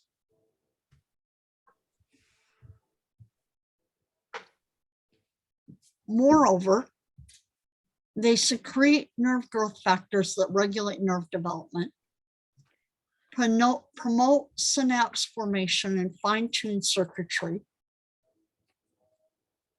You're constantly reforming synapses. As you're here learning right now, you are making new synapses.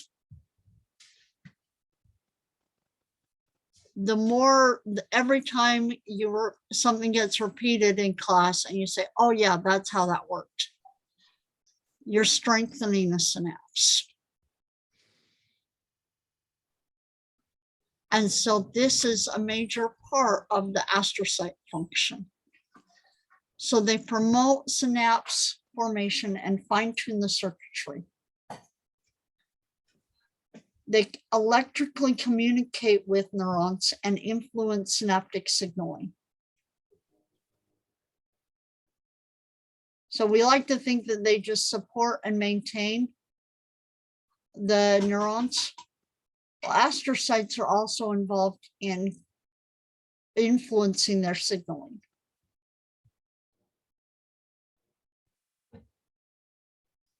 They regulate the composition of tissue fluid, absorbing neurotransmitters and potassium to prevent excessive levels from circulating.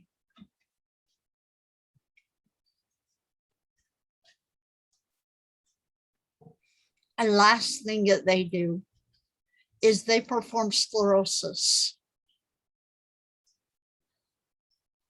So they are involved in filling spaces that was formerly occupied by damaged neurons with hardened scar tissue. So if you're familiar with multiple sclerosis, or the damaged neurons are filled with the scar tissue, this is happening through the astrocyte function.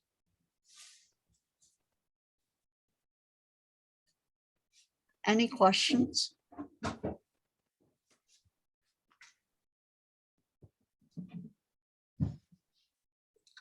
Which of the following is not a function of the astrocytes?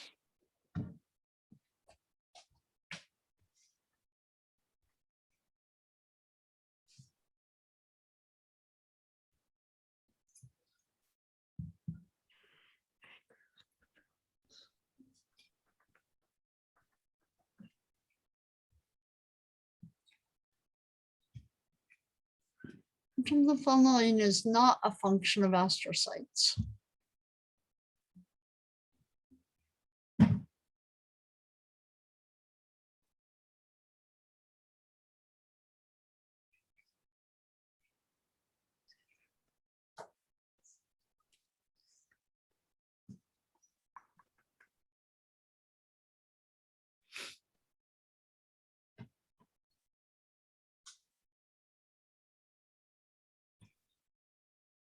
C, Why do you say that?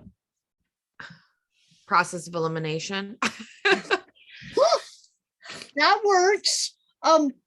Why else? What actually performs that function in the central nervous system? Um,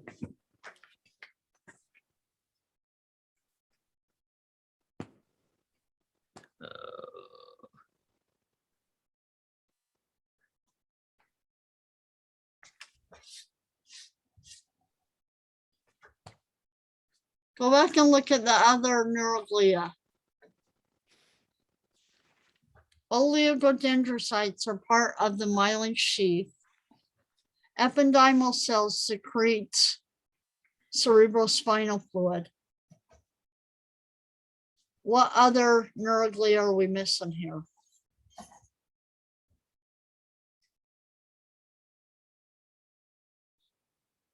As Casey yawns, what other part of the central nervous system are we referring to here?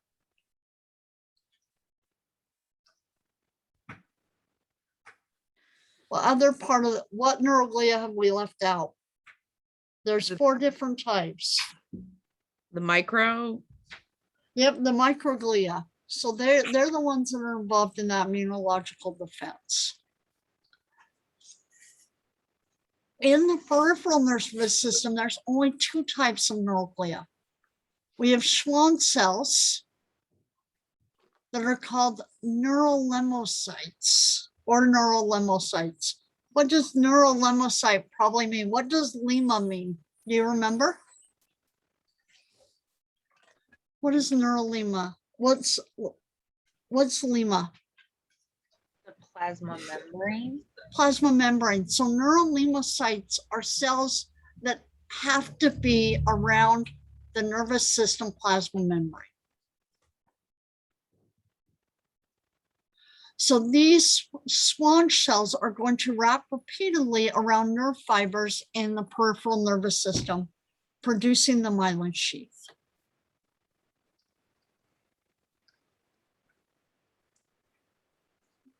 So these have an analogous role to that of the oligodendrocytes. And but we'll learn that they're slightly different. They don't do it in the same way. But the oligodendrocytes are going to form the myelin sheath in the central nervous system. The Schwann cells are going to form the myelin sheath in the peripheral nervous system.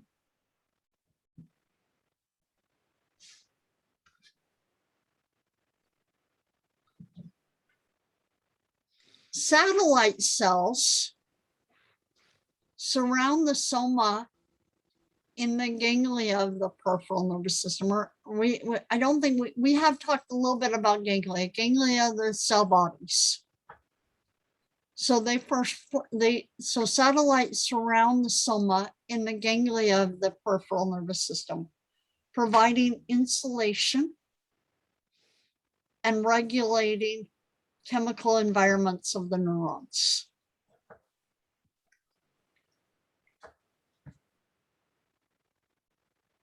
Gliomas, aka brain tumors in the central nervous system and peripheral nervous system. Since most neurons rarely undergo mitosis, they seldom form tumors. So most brain tumors are going to arise from mitotically active glial cells. Therefore, they're called gliomas. They grow rapidly and become highly malignant. What does it mean to be malignant?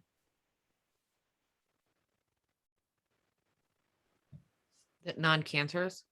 No, actually, it's kind of the opposite. Oh, okay. You're close, but opposite. Malignant meaning they can spread to distant locations.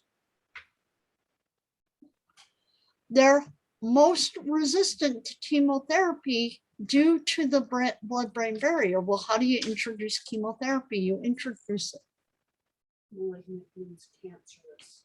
Metastasis means spread. I thought metastasis meant that it It's the spread. Metastatic cancer is cancer that spread. Malignant means cancerous. let's talk about this afterwards because so most are resistant to chemotherapy because of the fact that how do you introduce chemotherapy? You introduce it through the blood. And because of the blood-brain barrier, most of them are resistant to it.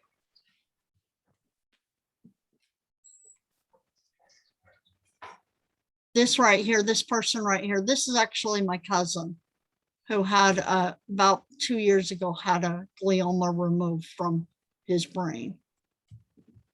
Actually just recently ran the St. George Marathon just within the last couple weeks. So he's obviously back and kicking for the most part. Okay, so moving on, the myelin sheath. You guys, first, do you have any questions?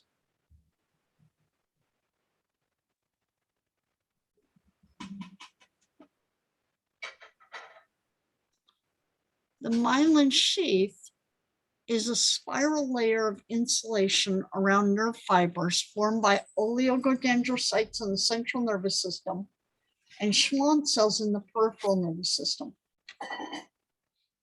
It has a composition to that of the plasma membrane, with about 20% protein and 80% lipid.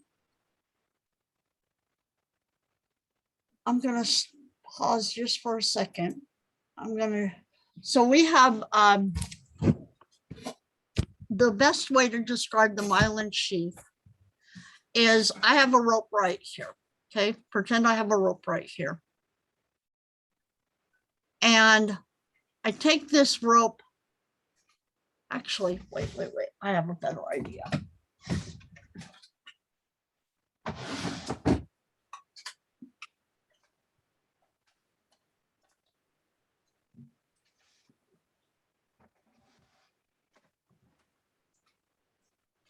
So I have this pencil like this. And I have this tape. And let's pretend rather than have to.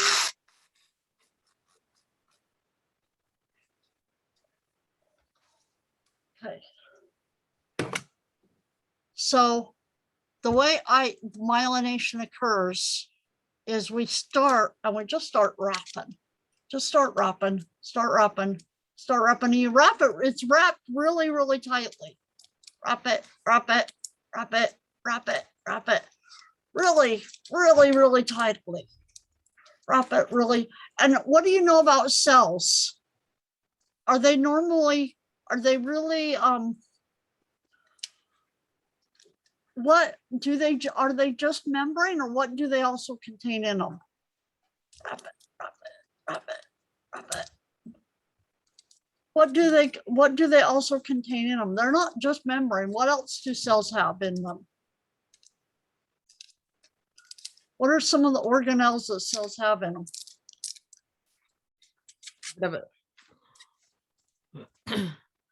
The cytoskeleton, They have a cytoskeleton. What else?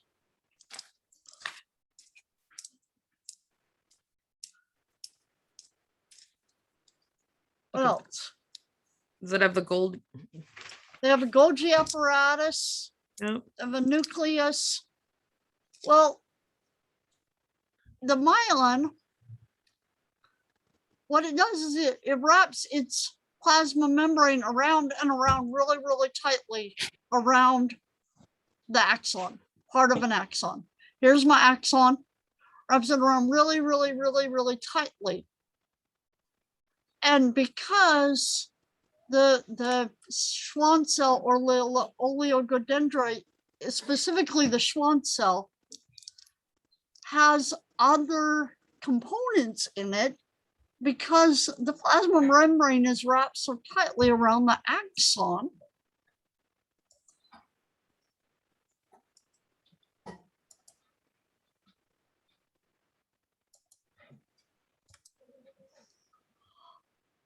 all of the rest of the axon gets squished to the top. So essentially what the myelin sheath is just a very, very, very, very tight wrapping of the plasma membrane.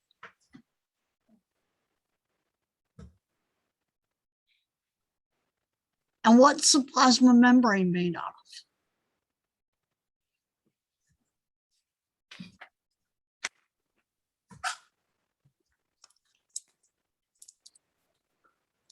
What's the plasma membrane made out of? The majority of it is phospholipids, right? 80%. Yeah. So most of the myelin membrane is just phospholipid. What's phospholipid? Phospholipid is phosphates and fat. So the production of the myelin sheath is what we call myelination, me wrapping that tape around this pencil. It begins at about the 14th week of embryonic development. However, by the time of birth, there's very little myelin in the brain. It proceeds really rapidly during infancy and is not completed until late adolescence. You wonder why your teenage kids sometimes don't understand abstract concepts and kids are so concrete. Well, that's still developing and they're not finished with that.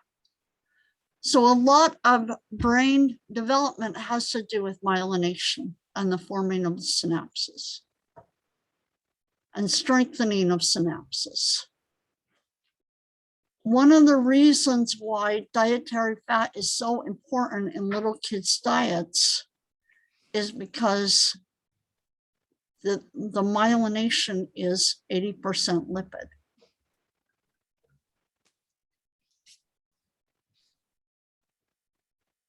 So Schwann cells lay down up to 100 compact layers of its plasma membrane around the axon in the form of the myelin sheath, to form the myelin sheath. The outermost layer of the myelin, the outermost coil of the wrapping is the neurolemma.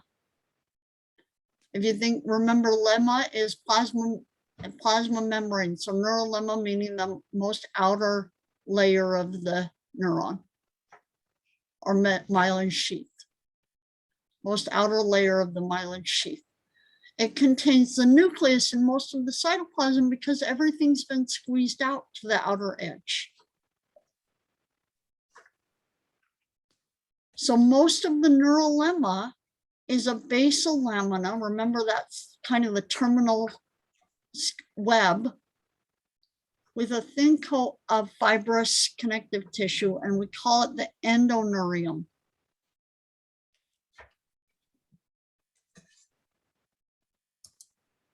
Bear with me just for a second here.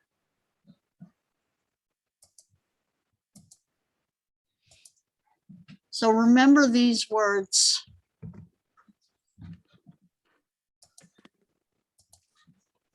Neurium in this case is always going to be involved in the nervous system. Nervous system. Endo meaning the most inner layer. Think neurium, let's do this. Neurium, nervous system layers. Endo meaning the most inner layer. Peri meaning a layer surrounding. And exo meaning the most outer layer. Hold with me for just 2 more minutes and I'll go through just a quick amount and then we'll be done for today.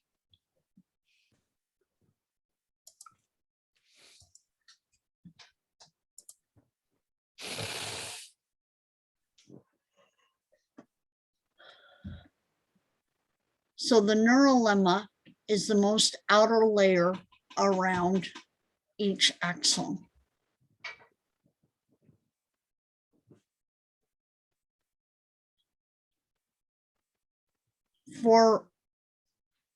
In contrast to the myelin sheath in the central nervous system, one oligodendrocyte can help myelinate multiple nerve fibers. In the case of the peripheral nervous system, each Schwann cell does one segment of one axon. In the case of the oligodendrocytes, each oligodendrocyte can help myelinate multiple neurons because it has those multiple arms. One segment myelinates one segment of an axon. One segment can myelinate another region on that axon or another neuron's axon.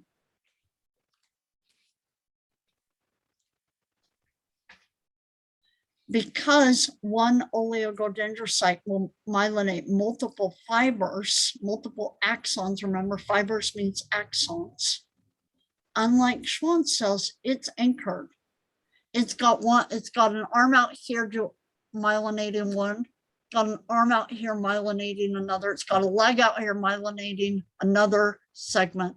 So it's stuck wherever it is.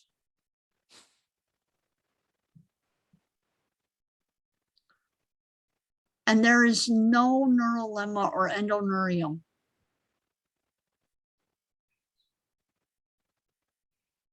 You guys, let's end there. So I think, and we'll see how this goes, but we will finish this chapter next week. You're going to find that chapter 2 slowed us down a lot because it's a long and lengthy chapter. And there's so many weird concepts in there. I shouldn't say weird, let's just say abstract concepts. We will start speeding up as we go. So I will see you next Friday and we will start on this slide right here. Have a wonderful weekend.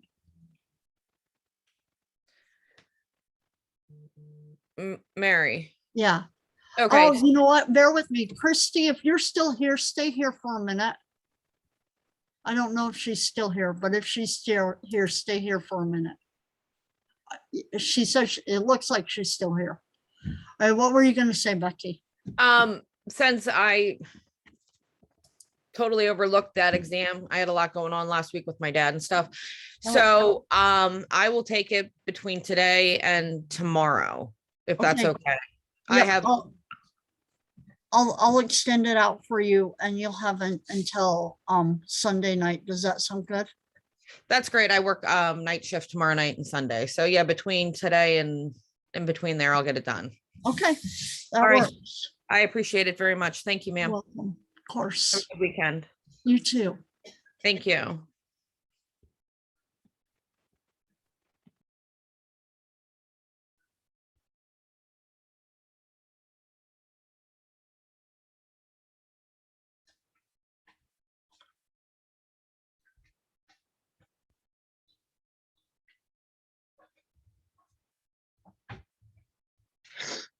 Mary.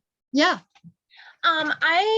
My email back and forth to you about the mistake of the 2 and 3 that needed to be done. I do believe I got the chapter 2 practice along with chapter 2 quiz and chapter 3 as well.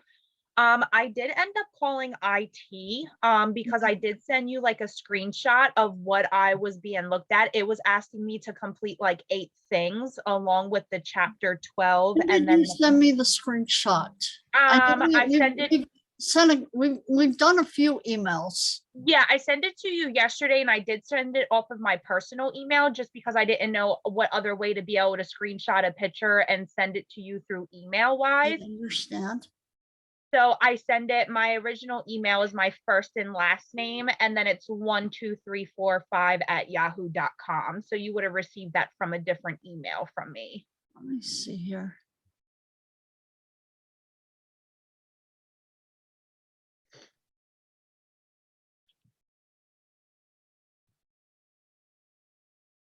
There, I think. Yeah, because I know I've done them like multiple times. And when I came on, I had originally had to call the IT Right. because I was having a problem with being able to get in. And then it had, You know they had, what?